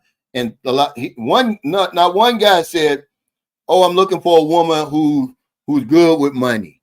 Okay. They're not good with money. The money you send over here, you might as well set fire to it. Okay.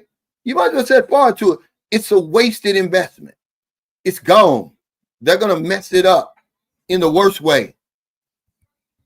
Yeah, they stabbed him up. So just know that the money you're sending over here, for whatever reason that you're sending over here, is getting messed up. What did I tell you about the guy this is a great guy, I promise. And if he's watching, he knows a great guy. He came to my meet and greet before. He's a truck driver over in America. All these miles, these lonely miles these guys drive, man. So he meets a woman online. She's an OFW in Saudi Arabia with 3 kids. So he buys her contract out so she can go home and take care of the kids. Then he proceeds to sell all his land in America, send the woman 12 million pesos over here, his life savings, to buy land and build a house. Well, by the time he got over here, she bought the land, but the house wasn't finished because she don't know how to handle that kind of money. Okay, you're going to leave to go to Saudi Arabia. They're not paying you no money over that. These women are used to dealing with, 10, 15, 20,000 a month. 20,000 is a lot, okay? And then you're going to give her 12 million pesos? And then when he says, okay, let's sell this other plot of land so we can finish the house, she said, I'll be damned. I'm not selling that. Who's going to take care of me and my kids when you dead? These aren't even his kids. But this is what we do. And it doesn't matter. It's going to happen over and over and over. We need to talk about this stuff every day.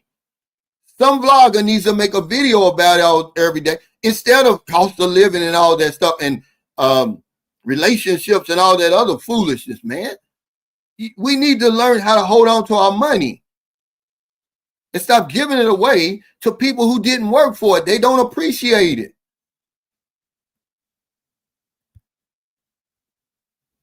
Well, I've never been scammed. I gave the money away.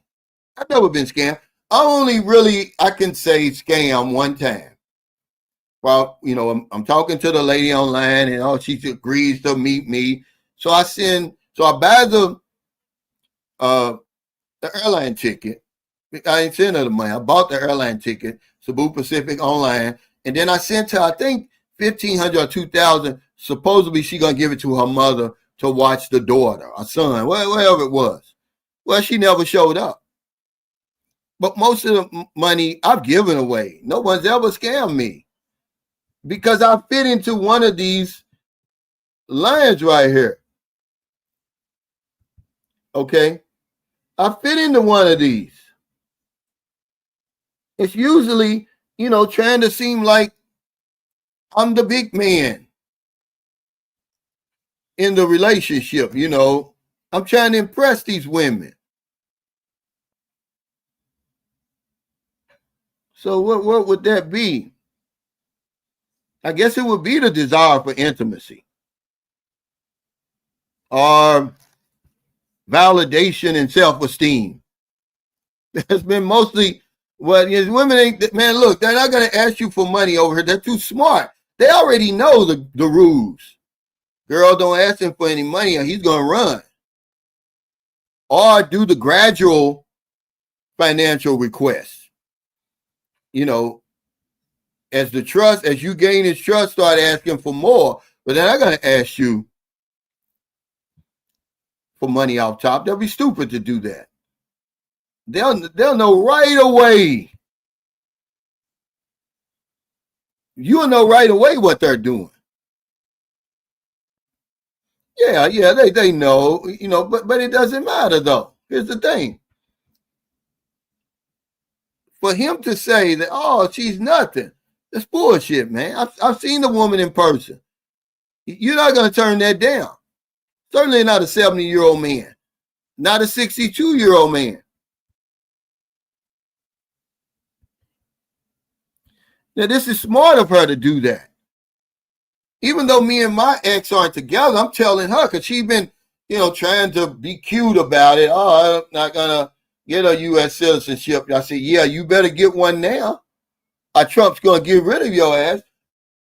You see that the 55 million visas are going under scrutiny right now. If it's anything in your record that can, that's cause for them to deport you, you're gone. You've been over there long enough, lady. Go ahead and get your U.S. citizenship. I'll pay the price.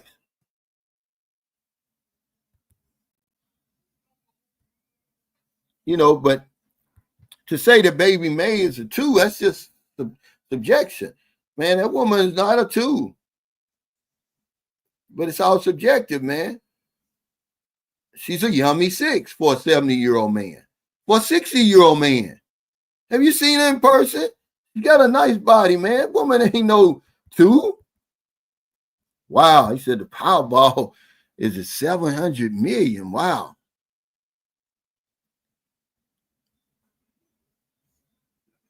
Yeah, well, a lot of them feel like they've hit the lottery when they run up on somebody, on one of us. Okay, imagine a woman 12 million pesos, man. That's lifetime money. She's never, no matter what she does, no matter what kind of job she has, saving, she'll never have money. That's like you having 12 million in America.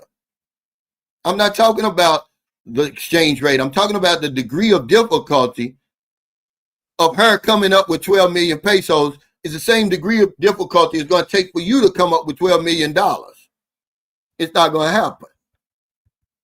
But see, that's matrix thinking. We're thinking that we're in America when we come over here. We think that our Filipinos think the same way. Our Thais think the same way. Our Brazilians think the same way as they do in America. They don't.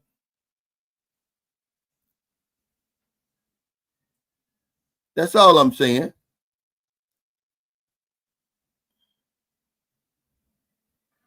Yeah, but I made a video. This is the video. I made a video. He said, so I guess in the Philippines with the women, no money, no honey.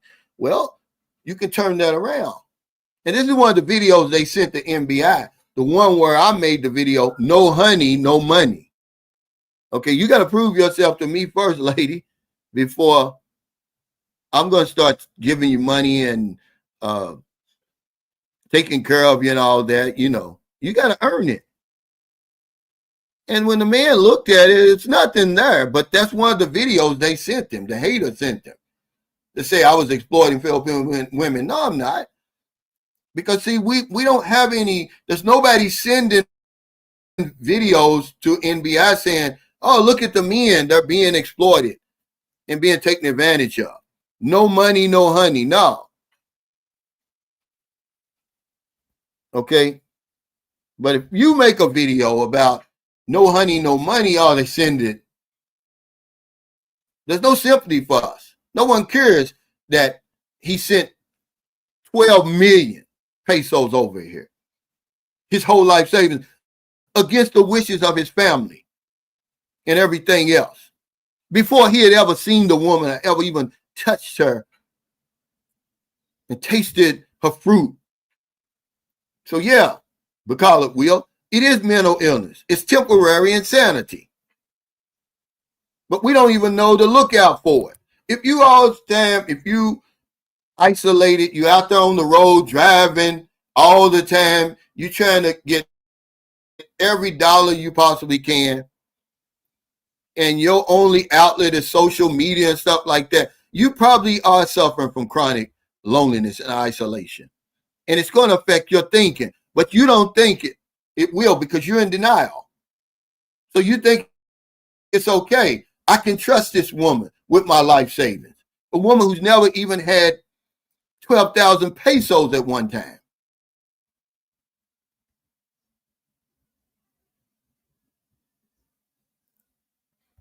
Yeah, thank you. He said Filipinos are hard with money. I'm talking about the ones we deal with, not all of them. There's women here who will run circles around you. One thing you're going to understand, once you get acclimated to Filipino society and you start looking around, and man, the women here have more power than the women anywhere I've ever been. And you remember there's been actually two Filipino presidents here. But I'm talking about the women we deal with. Yeah, they're horrible with money. Okay, and you would be better off burning up your money than giving it to them. Or just hold on to it and say, okay, wait till we get there. I let Marilyn pay the bills, but I manage the money. That's stuff you think I'm playing. Because if I didn't, we'd be broke. He said, you wouldn't be wrong, Cal. The earth is so big that it's too easy to avoid. It's too easy to avoid anyone you do not want to associate with. I see. That's right. People are they're asking for the trouble that they get themselves into. It's unnecessary. He said, why would Geo pay for a year of Wi-Fi anyway? I don't know, but everybody over here is giving away money. Yeah, lottery, it is a scam. But the fact that they can show you that one winner, Johnny, that's what fools everybody. The odds, you wouldn't take those odds doing anything else but the lottery. If anybody else gave you those odds in an investment or something like that, you would never do that. People really think the lottery is legitimate, man. It's a scam.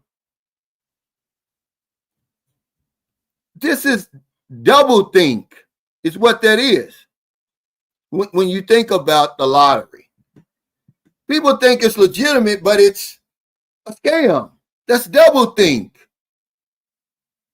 Look that up. And it's a lot of stuff like that that goes on in our society. But they don't really matter. He says, Cal, in the Philippines, how do the locals feel about foreigners having interracial, intercultural relationship with Filipinos and maybe mixed kids? Are they accepting of it? Not at all, or they don't care at all? Well, they accept it, but remember what the man said in the Bureau of Immigration Commissioner. He said, foreign nationals think they can come over here and take advantage of our people. We're going to throw the full force of the law at them, and they're going to pay consequences. As long as you come over here and you don't mistreat anybody, they really don't care. As long as you don't fool with their wife or their girlfriend, it's not going to be a problem. But they're not going to let you come over here and mistreat anybody. Filipinos are all over the world. So it would be hypocritical of them to think any other way about that. But Filipinos are all over the world. They're everywhere. Working, living, thriving, and everything. Marrying. So what would it look like if they were against that? That would be hypocritical. But they're not. But they're not going to let you take advantage of them. He says, yeah, when old dog is 100, baby, maybe it'll be 70, still in great shape. Yeah, these guys don't know what they're talking about. They better get real. See, that's the whole, one of the, that's the appeal of the Philippines. Do you think that, let me keep it on me. I'm not going to keep it on old dog. That even with the money I got, that I could get a woman like Marilyn over there. Could I get a single mother over there? Yeah, but is she going to be cooperative and everything like that? Be in tip-top shape and all that? 20 years younger than me. I doubt that. Same with him. Do you think that he would have a woman like Baby May? To say that Baby May is not a good catch, man, you guys are crazy. That's why you have the problems that you have when you come over here. You don't know a good woman. You got unrealistic expectations. You coming over here, you a 2 on your best day when you casket clean. You a damn 2, and you come over here because you got your money. You think, oh, I'm going to have a 15.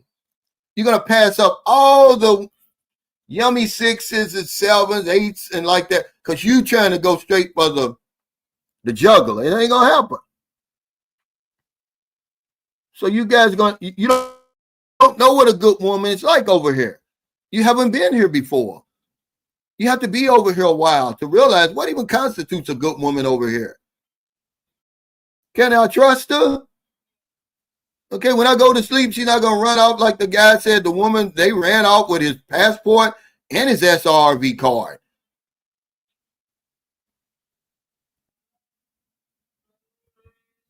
Hey, I appreciate it, man. And that's all I'm trying to do, man. What's up, Ron?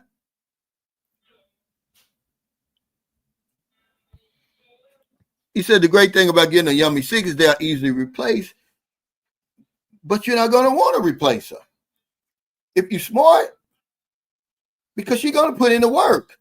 That's one of the biggest mistakes I made over here, thinking that, oh, I can get a better one, when I'm really going like this. If you got a good woman over here, guys, I made a video about it. There is no upgrade. You're not going to upgrade, man.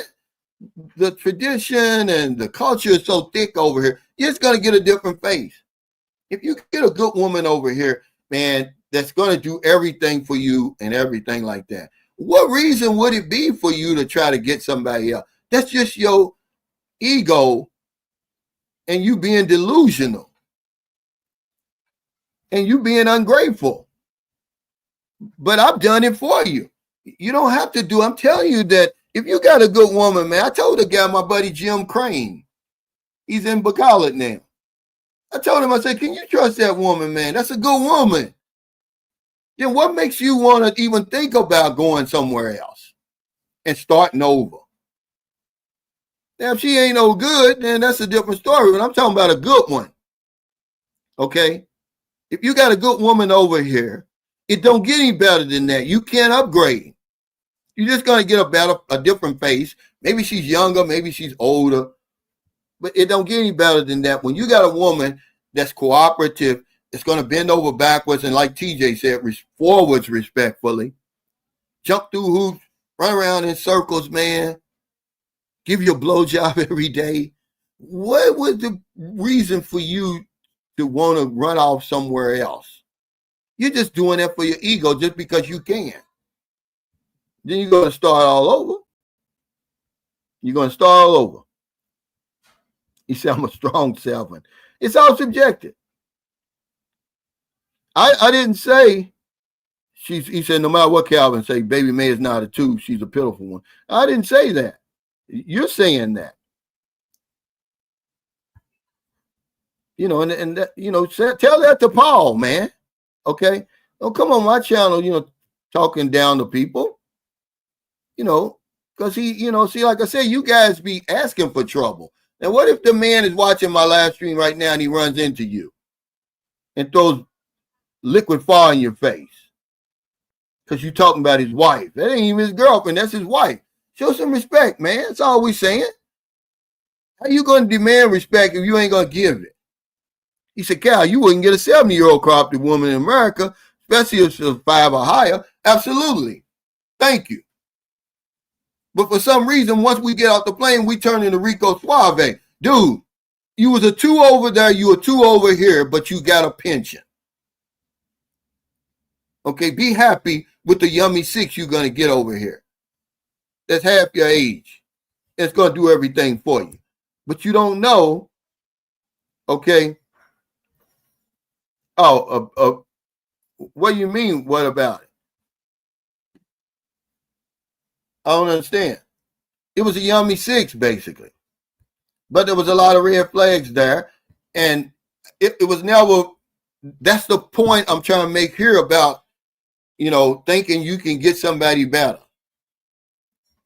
When all you're really doing is going like this. There's no upgrading, man. Like I said, they might be younger. Okay. He said, Cal, most women think I'm a yummy 8, but it's all subjective. Okay. Some women are going to look at you just because I met you before and they say, oh, yeah, he's, you know, his income makes him a yummy 8. But his looks really, you know, you borderline middle of the road because you're still 50-something, you know, and that's what they're going to say. Your best days are behind you. And it's really what you think of yourself, W Secrets of Success. You think you're a yummy 8, so you are. But ain't no most women think you know yummy 8 with that old big head of yours. You gotta sit down somewhere, man. I'm just joking with you. But it's all subjective. He said, thinking the grass is green on the other side will get you in serious trouble. Well, over here it will. You're not going to, I'm just going to tell you, man, the mistake I made. You know, with my son's mother, man, I'm just going to be honest with you. There was no upgrading from that. But because of I was naive. I didn't know enough about the Philippines. I thought, well, hell, look at this. If I can get this, surely there's somebody. Nope. It didn't happen. It didn't happen, man. Yeah, you know, very fortunate that I met Merlin. You know, and you know, I'm not going anywhere because I already know. I know better. Can I get a 22-year-old? Yeah. 32-year-old? Yeah. But I got a 42-year-old that, you know, that meets all my criteria. And all I know is I'm going to start over. Everything that we built up, the trust and everything, I'm going to throw it out the window, man. And I've got a daughter here now, which is different than having a son. He said, fourth quarter, gentlemen, keep control of all the money you can. Thank you. He said, the wealthy have figured out how to beat the lottery system by buying all possible combinations when the jackpot exceeds 100 million. Yeah, they tried to say that's illegal because they had busted some people. A man was running that type of scam when it hit 1 billion before.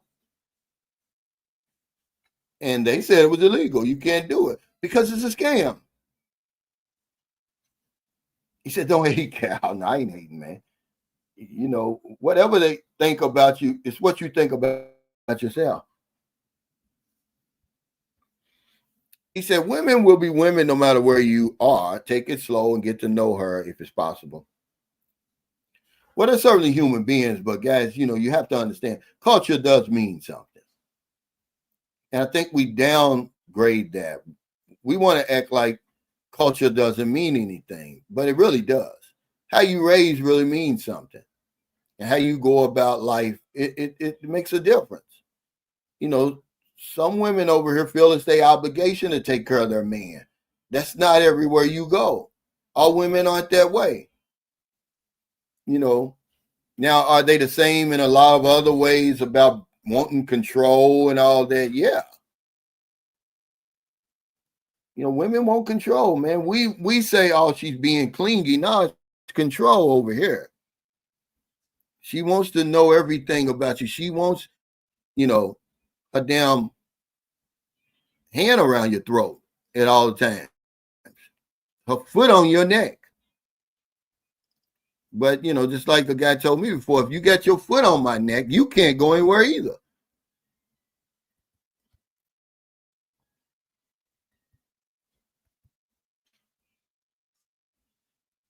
Yeah. See, this is it right here. This is it right here. This is exactly what I be saying. He says it sickens me to see old buzzards in the Philippines thinking they're hot shit and can belittle others. A new location don't define you. You know, that's all I'm saying. You know, we come over here and we put on the same old unrealistic expectations that we're running from in our country. That make sense to me. It doesn't make sense to me. You know, you have to know a good woman to have a good woman. Most of us, man, have really been out of the dating scene for a long time. Or we've been caught up in a bad relationship. I just got out of a bad divorce. You don't really know when you got it good. So you'll say stuff like he just said, well, all women are the same. They really aren't the same. I don't have the problems. Do I have problems with Marilyn? Yeah, but not the same problems I had with my American wife. Totally different problems. I don't beg here, you know.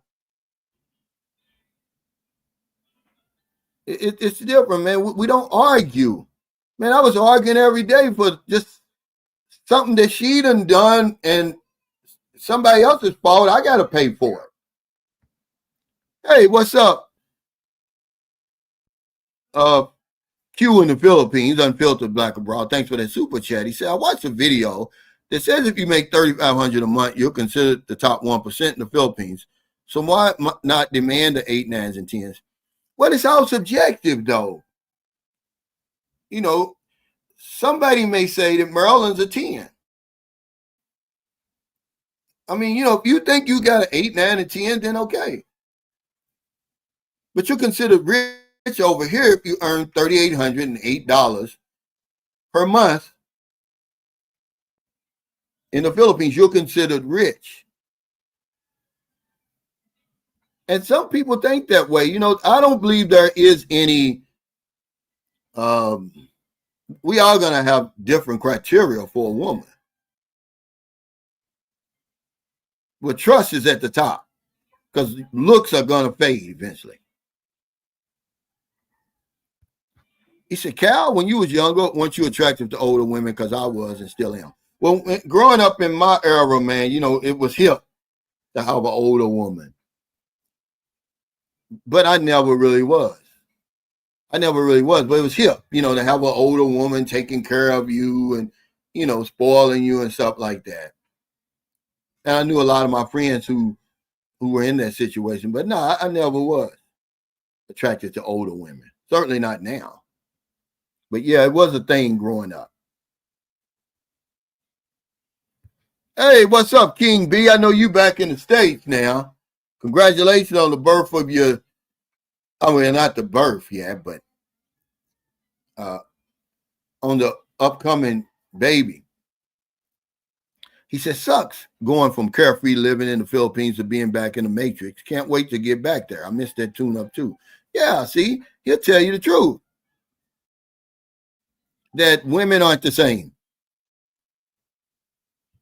Are women women? Yeah. But I know you miss it, man. It stands in stark contrast. When you live over here for a certain amount of time and then you go back to America, it's like night and day. He says, I think most American Asian women can't stand black men in America. They love those white boys, especially here in the Bay Area. It trips me out. Yeah, it's all preference, and there's nothing wrong with that. Because you'll be shocked at, you may not be preferred in America, but you prefer it outside of America. I can be a witness to that.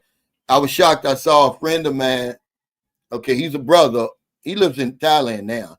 But his girlfriend, his ex-girlfriend, she remarried. And I was shocked to find out, well, I really wasn't shocked. It was to another black man. She prefers black men. They're married. She's happy. She's getting ready to have a baby, And it's not what women think about me. It's what I think about myself. I'm not attracted to Asian women in America, American Asian women. I don't like the attitude. I mean, she might as well be an American white woman, American black woman. This is where culture comes in. Okay, some of them think it's a status symbol. Okay, I don't have a problem with that.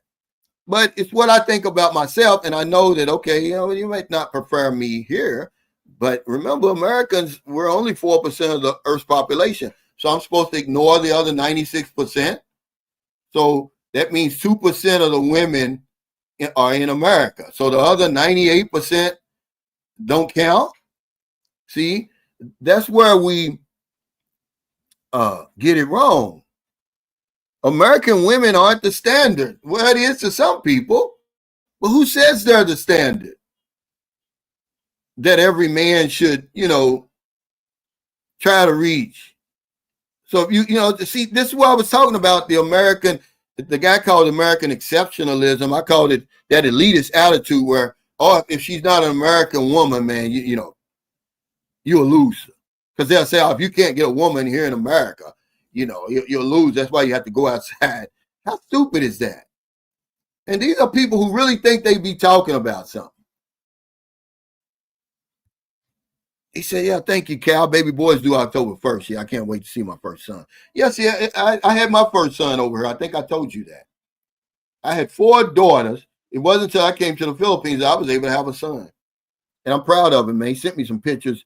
He's in Georgia now. He plays soccer. Remember I told y'all, go back on my video. Y'all think I'm crazy. This is the universe.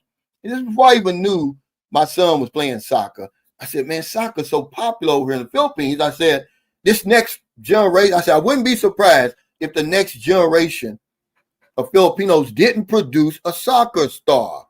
Little did I know it's probably going to be my son. Well, his team, they're in Georgia now, playing. And he's got the athleticism. He's going to get that from me. And he's, but yeah, he's my first son. I'm proud of him, man. He's a scholar too, man.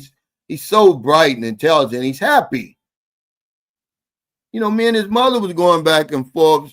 See, you hear people say, well, what the devil has in store, God has other plans and stuff like that, right? Well, I kind of look at that when it comes to her, because when we broke up, she was so mad at me. She didn't want us to have a bond. She didn't teach him English and all that. She tried her best to keep us from connecting, but you can't do that, man. It's not going to happen.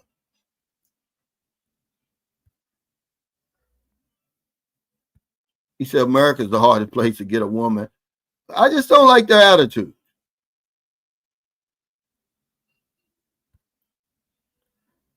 Well, I'm not going to paint them with a brush, but I'll tell you about my experience they have.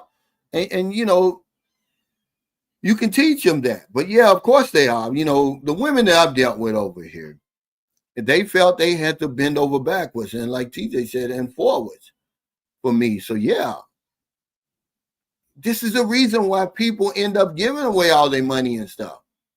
But what we're talking about is, Ron Lawson, today is men giving away their money before they even get all the passion and everything that the woman has to offer. What kind of crazy stuff is that? That's what's so crazy about it. Is we're giving away all this money. The woman hasn't even touched us yet. She hasn't even shown you why people love Filipinas around the world. And you're already sending them money. It's you. It's our temporary insanity. You can't blame it on the woman. If a woman that you meet online asks you for $9,000 like she did that man, and you can't figure out that this is a scam, it's on you then. You can't blame the woman.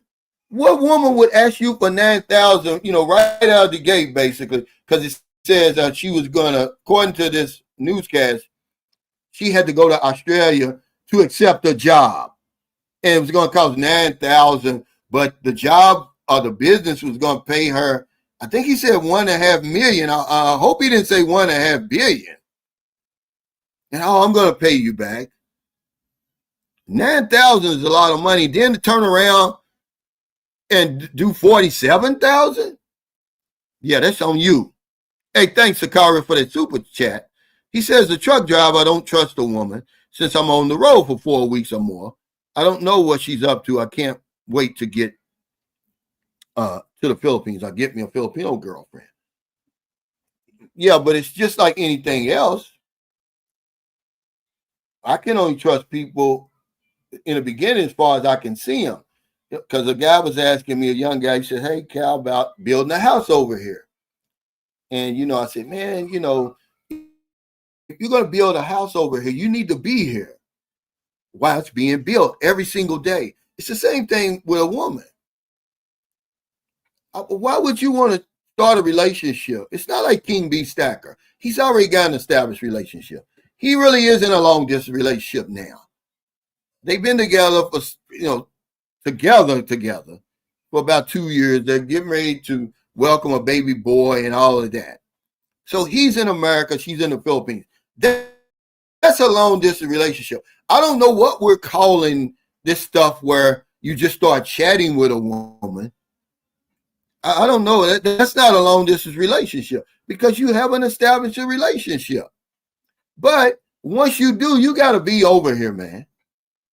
All bets are off. You don't know what she's doing because so many guys have learned the hard way, Sakaria, with that. I've seen it with my own eyes, and it'll shock you. You'll be like, well, I thought she was really a good woman because I don't really know the women. So the minute he gets on the plane, here comes another Tom, Dick, or Harry squeezing in there. And they don't know any better either. He says, I got a vasectomy 2 weeks ago, so I won't have any issues. Well, hell, vasectomies don't protect you from AIDS.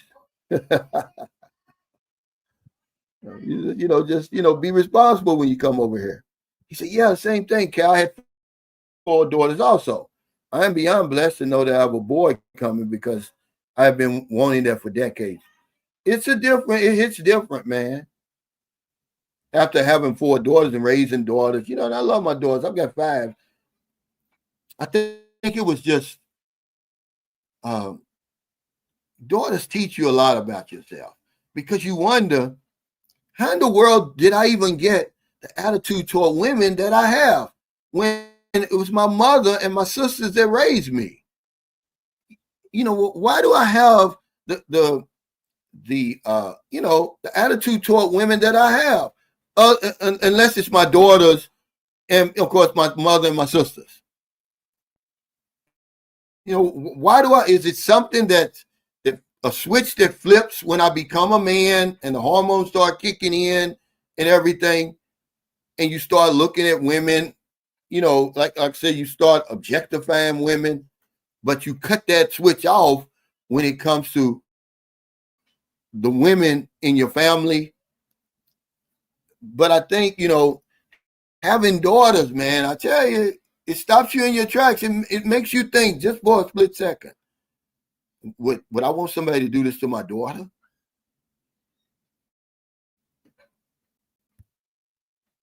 He said, what do you feel about other men that call you a sellout because of the perception that you and other men are running from the community because you can't handle a strong black woman? He's saying, well, because it's fake.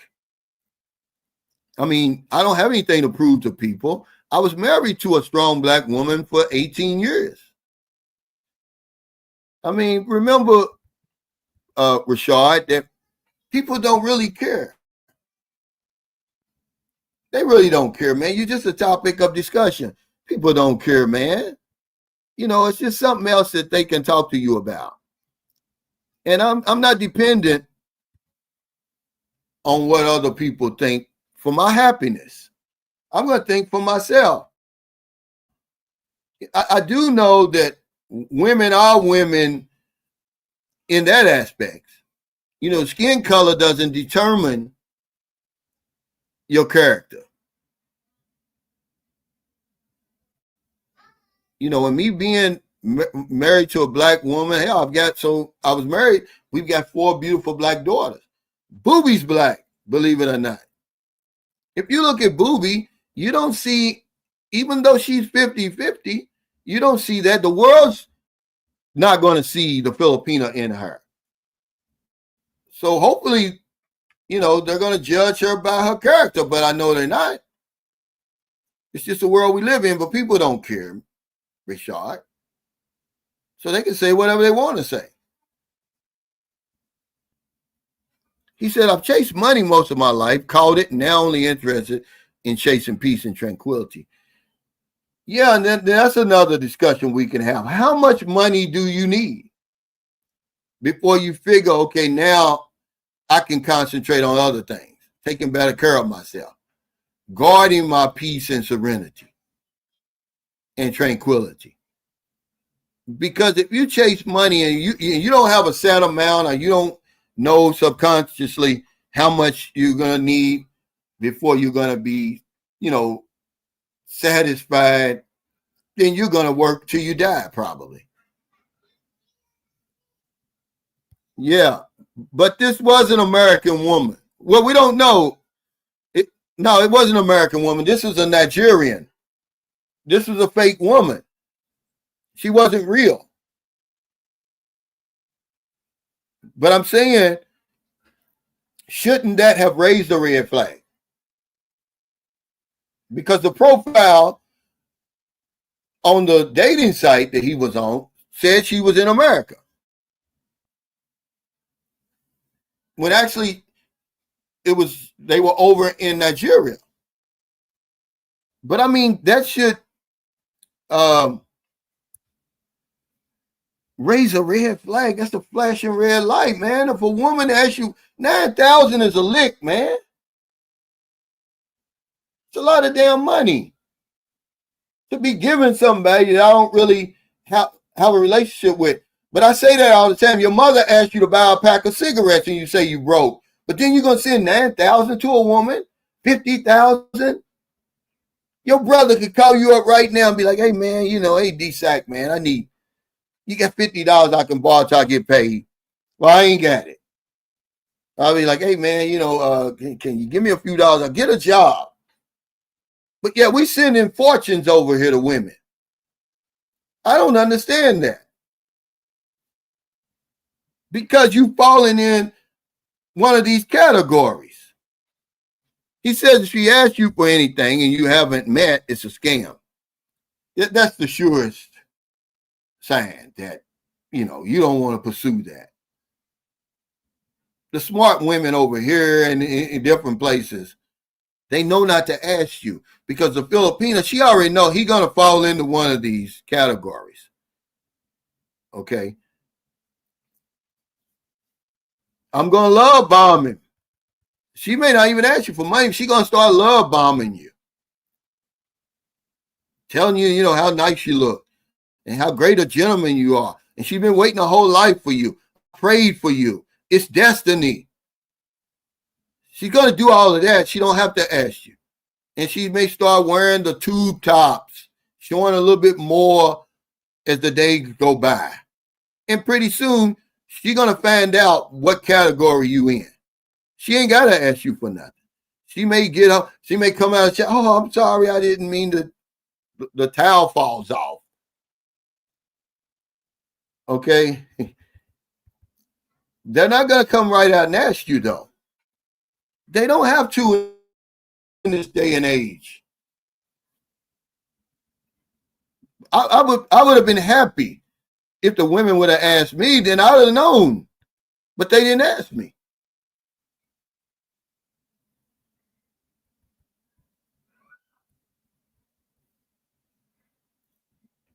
Yeah, nobody really cares anymore. You know, that's one thing when we live in the age of information.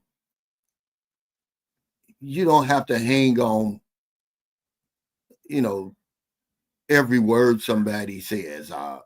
Who cares, really?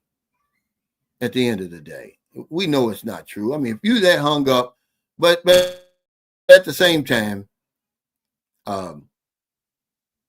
people have preferences.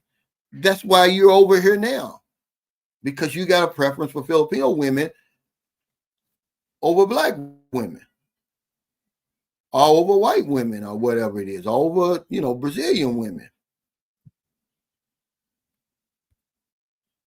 Well, you know, actually, my first big goal was to make sure I get Booby situated and get her Social Security started.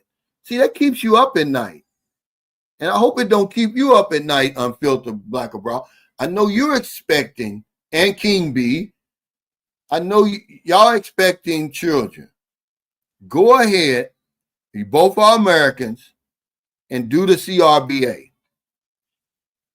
Get the information together. Number one, make sure you got evidence of pregnancy. And I guarantee you, you'll sleep better at night. Because I'm going to tell you something, man. When I ride that bus, I'm going to get on that bus again in the morning. I'm going from here to Dumaguete. And you're going to see stuff, man, that is going to break your heart. And you're going to be like, do I really want to leave that to chance for my children? You know, do I really want to, you know, take that risk on, you know, her having to live under these conditions? Not that I'm better than anybody. I'm just telling you, this is what I'm seeing. And there's no need for it because I can give her some options. Do that. That's the next big thing. Once I get that done, I'm waiting any day now for them to send me the email because we sent them everything. But when you go to these appointments, you want to have it with you. You don't want to leave it up to them, and they're busy.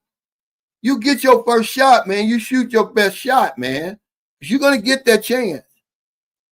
And that's why I was mad at myself, because I knew I didn't want to leave it in their hands, man. They're busy. Man, you don't know how many CRBA appointments and everything that goes through that embassy.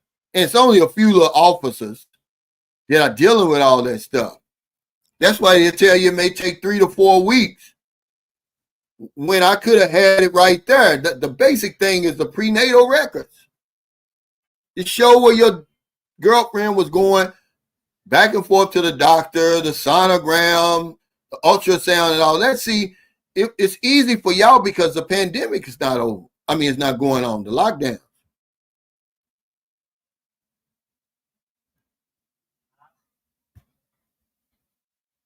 Wait, what is that? Okay, hold on. Hey, hon, there's the gasoil. Hon, that's the gasoil. Let me give you the money. Don't come in here. He's half naked. Here, just take it out of here. Take it out of here. Give him 100. We always give him 100 because he not only does he deliver our gas, but he hooks it up. I don't fool with that gas, so I give him 100 for that. Yeah, now that's something that I'm gonna do that. If I don't do nothing else, that's gonna get done. It's needed. Man, we had such a great conversation last night. Shout out to Felix. He's over here now. He's been here for a few months. He's from New Jersey by way of Togo, Africa. Man, this guy's funny, man. Because he came to America in 1999, but he came in on a visa in 2001. He's a U.S. citizen now. And I was asking him about, the culture shock. Man, he had me crying, man. He was talking about Halloween and everything. And then Sydney Gibson, we just had a great conversation. And my buddy, he's a young guy, Alex Jacobs from California. But if you just have a place where you can come every day and see guys like that and have conversations like that. Yeah, she's a Phil-Am. She's a dual citizen. But on her birth certificate it says Filipino because you have to apply for her U.S. citizenship. That's why they give you that CRBA along with the passport. The CRBA is a consulate report of birth abroad. It's really like a new birth certificate, basically. It's the closest thing to, saying, okay, this is her U.S. birth certificate. But yeah, on a birth certificate, it says Filipino. But she's a dual citizen like my sons are. See, people give y'all bad information. They say, oh, yeah, well, once you get the CRBA. No, both my sons have two passports. My 13-year-old, he just renewed his Filipino passport in Chicago about 3 months ago. Yeah, the towel falls off. Yeah. But they'll do stuff like that. They're not going to ask you, man. They're too smart. They know. That's why when people get on here and they say, oh, man, my girlfriend's never asked me for nothing. Dude, they're smart. That's the norm. That's nothing for you to brag about. She doesn't have to ask you. Honestly, it doesn't make sense. Hey, Enzo, thanks for that super chat. He said, thanks for all you do, Cal. Man, you're welcome, man. I just like to give people my experience, man. Maybe hoping it can help them, man. Certainly in these situations. Don't feel bad if you sent money because we all sent it, guys. But don't see any more that you couldn't, walk away from and be like, okay, there's no sweat off my balls. Well, when you start sending 50,000, the guy was telling you, the truck driver, that's 250,000 he sent. That's a lot of money, man. Okay, it wouldn't be so bad if he wasn't 62 years old. That money would have, plus his Social Security, would have, that's lifetime money over here in the Philippines. Okay, he wouldn't have never had to lift a finger. So he just, flushed his retirement down the drain doing that. Okay, I'm sorry, but that's just what he did. He never had to do that. Yeah, it ain't gonna easy. It will make a difference. But people don't think like that. They think, oh, because you overseas, just like the guy said, what are you looked at as a second-class citizen? What rights do you have? A lot of times, man, we have to build our own paradise over here. They give you a ball of clay. You can fashion your lifestyle, any lifestyle that you want out of that ball of clay. When you get off that plane, that's the one thing about living in a place like the Philippines.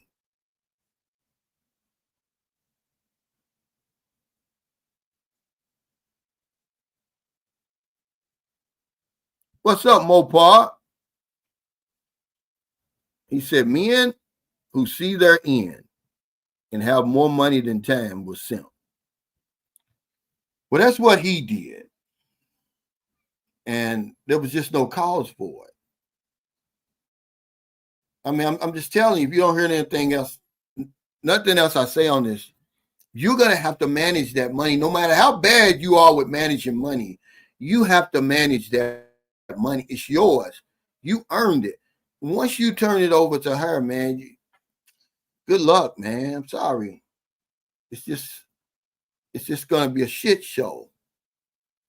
Okay? I mean, I've done it over and over, man. I remember back in 2012, I sent my son's mother, 25,000 is a lot of money, man, even though that's for my son.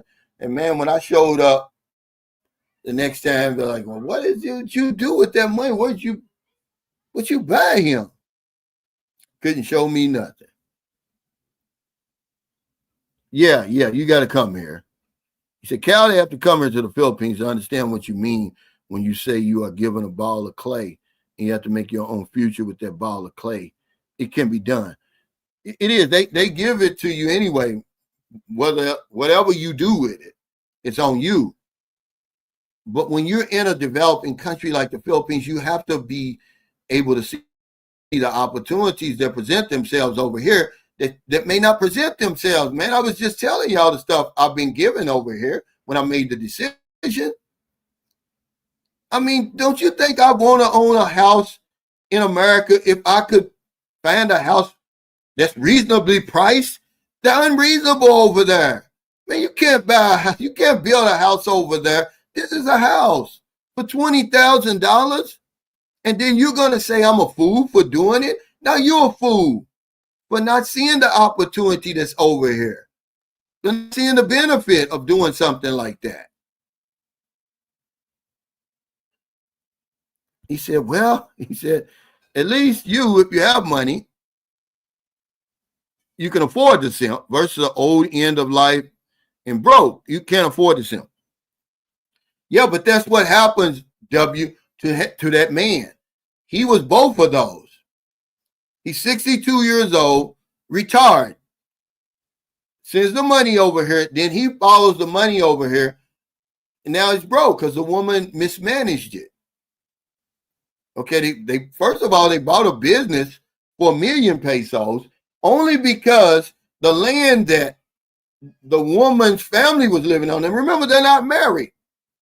There was no right of way for them to access the land, so he bought the business in front of the house for 1 million pesos. They turned it into an internet cafe, but it went bankrupt, so guess what?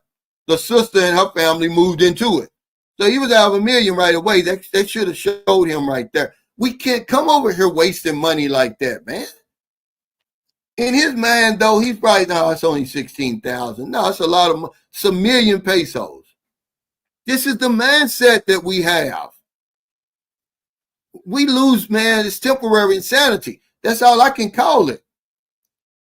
When you make decisions like that, like how was they getting out of their land to begin with? I'm sorry, but I'm not going to spend 1 million just so they can, they're living there already. But there's no way for them to get out. There's no, so it's the woman who comes up with this. Remember, they can't manage money.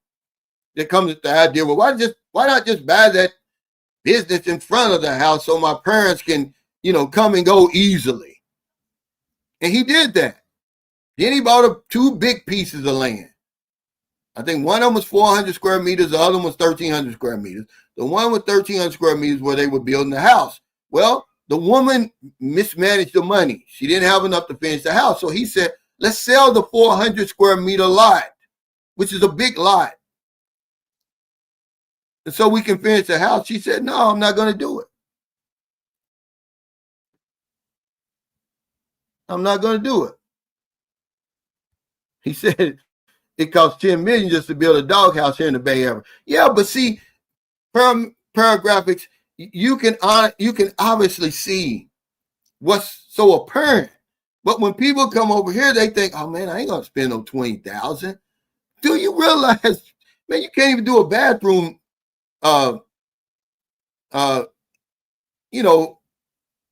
extension in America for 20,000. He said, yeah, these houses in the United States are 300,000 and up. It's hard for 2 incomes pay their mortgage. I was looking at something. It was an advertisement where they wanted 20% down, which was $89,900 on this house. I'm trying to think where it was. It wasn't in California somewhere. I think it was somewhere in Virginia, Ohio, somewhere. I'm like, damn. And then with I think the interest rate with a 6% interest is what he put. It was $3,000. The mortgage was still $3,000 a month. I'm like, man. I mean, it really woke me up to why I got out of there. $3,000. He said, Cal, that guy wasn't broke, but a fool with his money simping on a broke woman. Period. Yeah, but this is what the guy was saying. He was saying older men with more money than time was simp. And that's what happened. And you said, well, at least he had money to simp versus being an old broke man who don't have money to simp. Well, he became both of those. At 62 years old, if you got $250,000 over here in the Philippines or Thailand or Vietnam or Malaysia, that's lifetime. That's going to take you to the sunset. You're going to be in heaven or wherever else you're going. That's going to take you there.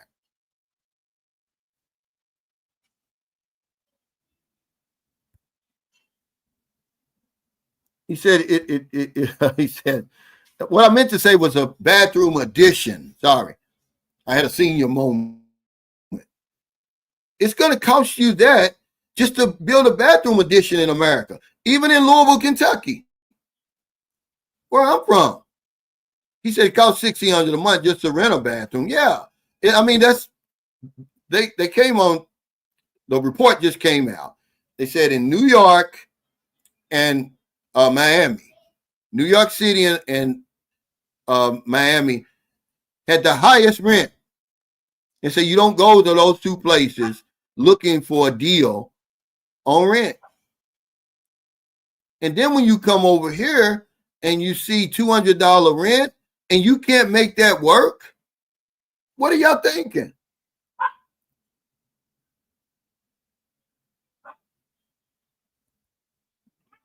You have to be able to see the opportunity that a place like the Philippines presents, or Thailand, or one of these other places.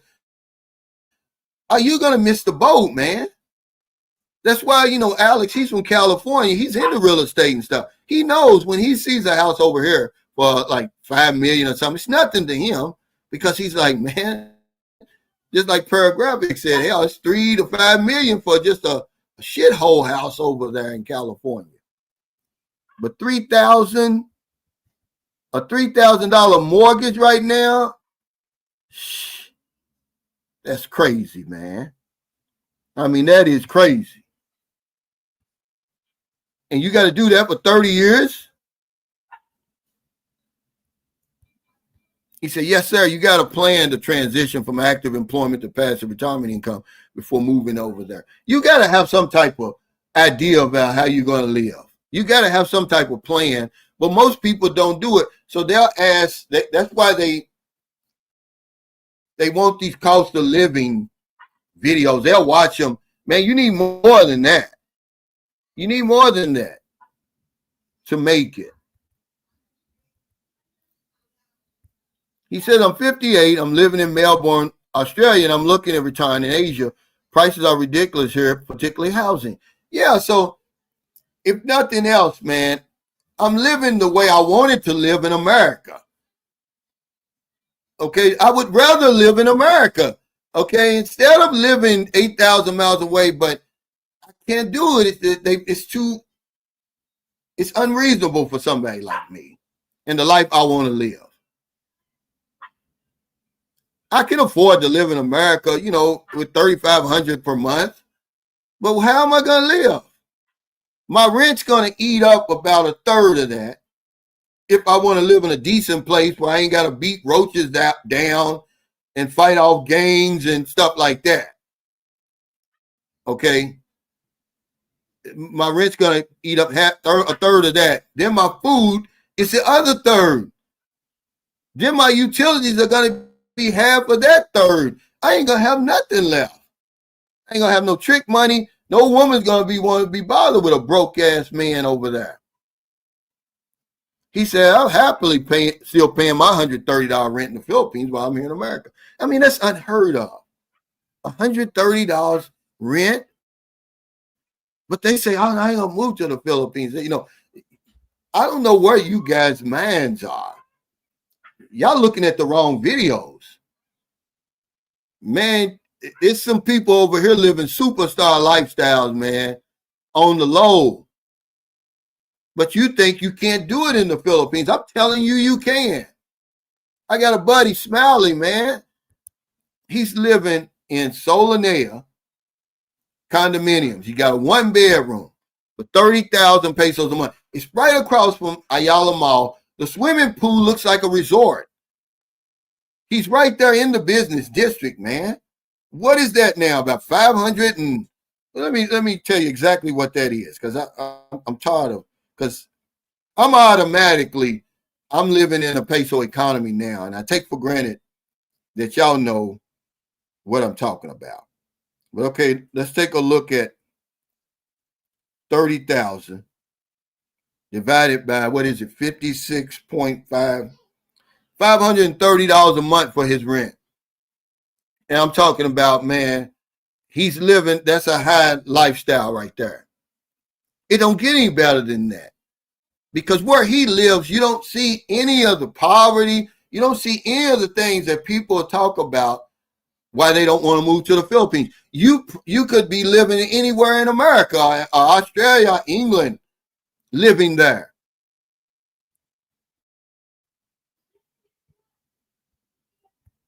But they'll tell you can't do it.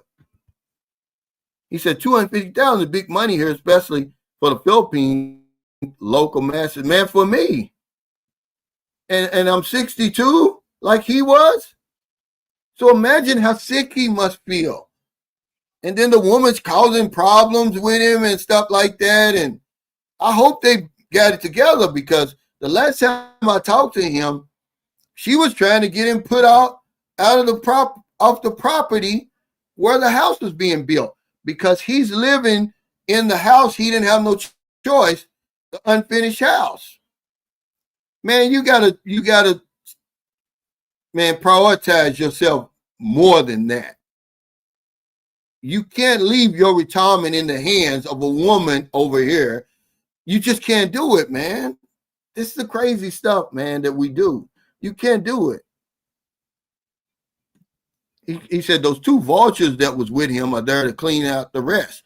It's sad that he can't see, the same. But you're right. Merlin said when he got up to go to the window, that's what they were talking about. Because I'm sitting there watching him. He's counting his money. They're honed in on the money. They're counting every bill with him. I mean, they're not with him as tour guides. Okay, I felt sorry for him. I've met a lot of people over here, but this guy touched me, man, because I saw the trouble he was in. I felt the sickness that he felt. I spent all my money before. And you got to wait a whole nother 2 weeks till you get paid again. It's a sick feeling, man. You can't even buy lunch the next day at work, and this is the road he's traveling down. He done spent $100,000 in 6 months in the Philippines and has nothing to show for it. Absolutely. He says, are there good doctors and good healthcare specialists over there for almost anything? Are foreigners on field health? Or use cheap private insurance over there? Remember, if you got an insurance policy or you got money to self-insure, if you're living in these urban cities, you're going to have just as good of health care as you are anywhere else. Would I want cancer over here? No. Would I want to have a stroke over here? Probably not. But that comes from taking care of yourself first. Remember, we're not looking for health care. We're looking for a miracle. When the last time you've been to the doctor? Be honest. Because the 2 guys I was talking to last night, they were the exception of the exception. Okay? They were going on a regular basis. The receipts say that men don't go to the doctor on a regular basis, no matter how good your insurance is. That's why we die sooner than women. That's why they're willing to give you an affordable healthcare plan, because you're not going to use it. How many men die with great insurance? That's why I've got a big decision to make, and it's not going to be hard when my Medicare kicks in. Do you think I'm going to give up my Medicare? I'm sorry, I'm not, man, because I can't replace it. I can't afford to replace it. I cannot buy a coverage. Listen to me out there. All you guys who are moving overseas and leaving your Medicare behind, you better rethink that. And so I'm not going to pay Part B is $170 now. If you're aging into Medicare right now, the Part B premium is $170. You can't replace that insurance. Don't throw it away, man. It's too good of a policy for you to sacrifice it. Find some way where you're going back and forth, but don't throw your Medicare away, man. You're talking about millions of dollars worth of coverage. Dental, vision, hearing, all your preventive care. Okay? Guys, don't do it. But that's something you got to think about. It's a lot of guys who do that like it's nothing. Okay? They'll make you think that it's nothing. Oh, that's an easy decision. Oh, it's 170, because what they'll sell you, I'm going to use that 170 Part B premium to buy me some insurance from Mike Onstad over here. And then they don't do it. They don't do it. Don't give up your Medicare, man. It's not that bad, wherever you are, for you to give that up. It's too valuable. Making decisions like that is the reason you're in the jackpot situation you are now. If you make a financial decision like that, where you're just going to throw away millions, potentially millions of dollars worth of healthcare in the garbage, just to move to Thailand or the Philippines and chase some woman, I have no sympathy for you. That's the reason you broke. That's the reason you don't have no money to begin with. You making financial decisions like that, you're a damn fool. Okay, I'm going to figure out something, but giving up my Medicare is not going to be in the equation. And for anybody sitting out here talking about, oh, Medicare is not that great, you're a damn lie. Try to buy a policy at 65 years old equivalent to Medicare. First of all, you can't do it. And if you could, it's going to cost you thousands of dollars a month for real. So don't let them guys talk you out of that, man. Think about that long and hard, guys, before you do that. I'm sorry. Yeah, well, I mean, you can do that. I'm not talking about guys who have VA. I'm glad you brought that up. This is different now. But remember, over here, there is no VA hospital, and it is a service connected. But remember, if I'm in America, I can have them both. I can have Medicare and VA. But over here, there is no VA hospital as a clinic.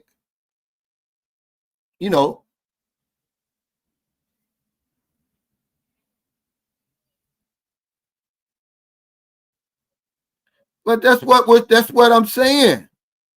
That's what I'm saying. He says you can't use Medicare outside the U.S., Cal. That's right. Why you think I've been saying for the last 10 minutes? So why would you give that up? Now, you can use it in Mexico, the U.S. Virgin Islands, and, it's going to be like in certain places, it'll be like, with these Medicare Advantage plans, that's something totally different. They'll reimburse you depending on the policy when it comes to emergencies and urgent care. But I'm not even going to have that discussion. I'm going to gladly pay that $170. It'd probably be $200 in 3 years when I qualify for it. Okay, but I'm gonna tell you, I'm not giving mine up. I'll move to Mexico. If I want to get out of the United States that bad, then I'll be right there in Mexico, where all I got to do is step across the border and use my Medicare, dude. I'm not going to give that up. I'm sorry. He said, no, Part B right now is 185 for me, and they say we can use that in Singapore or the Thailand. Who said you can use that in Singapore or Thailand? You better rethink that, dude. They say. Who said that? All you got to do is call that number 1-800-Medicare on the back of your card and ask them.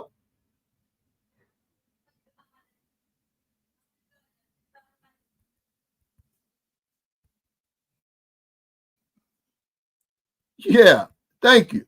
You better check with Medicare, man. Don't be going by what people telling you. He said that's an extra. Yeah. Now, if you got but see, I'm gonna tell you something. I'm not gonna look at it that way. $185.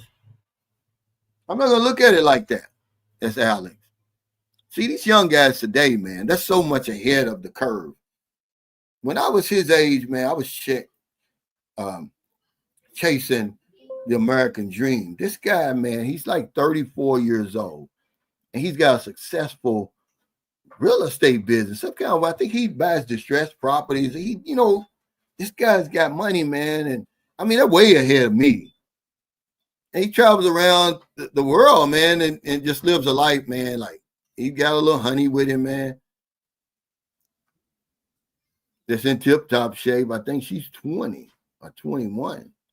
But these guys are way ahead of me, man. You guys, man, I want to think that I paved the way for you guys, the old school guys, because, man, they living, man, a life that I never even knew existed when I was 34. But, hey, thank y'all for your super chat, super stickers, all your thumbs up, all your support for Sunshine Shows. I got to get off here, man. Sunday. I got to go to the grocery store. I know Maryland and cook lunch, and then it's time for, man, my oil. I got to get more oil change, tune up.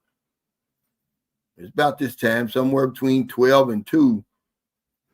My love comes down. But, yeah, don't give up your Medicare, guys. I'm telling you. Don't say I didn't warn you. Don't make that type of stupid financial decision. That's why you're in the condition you're in now. He said, he said, are you saying you would fly back to the U.S. to use Medicare if you had to, like for something serious? Yeah, but I'm saying I'm going to be moving closer to the United States. I'm going to be probably living 6 and 6 or something like that. But take care, y'all. Take care, Jeffrey.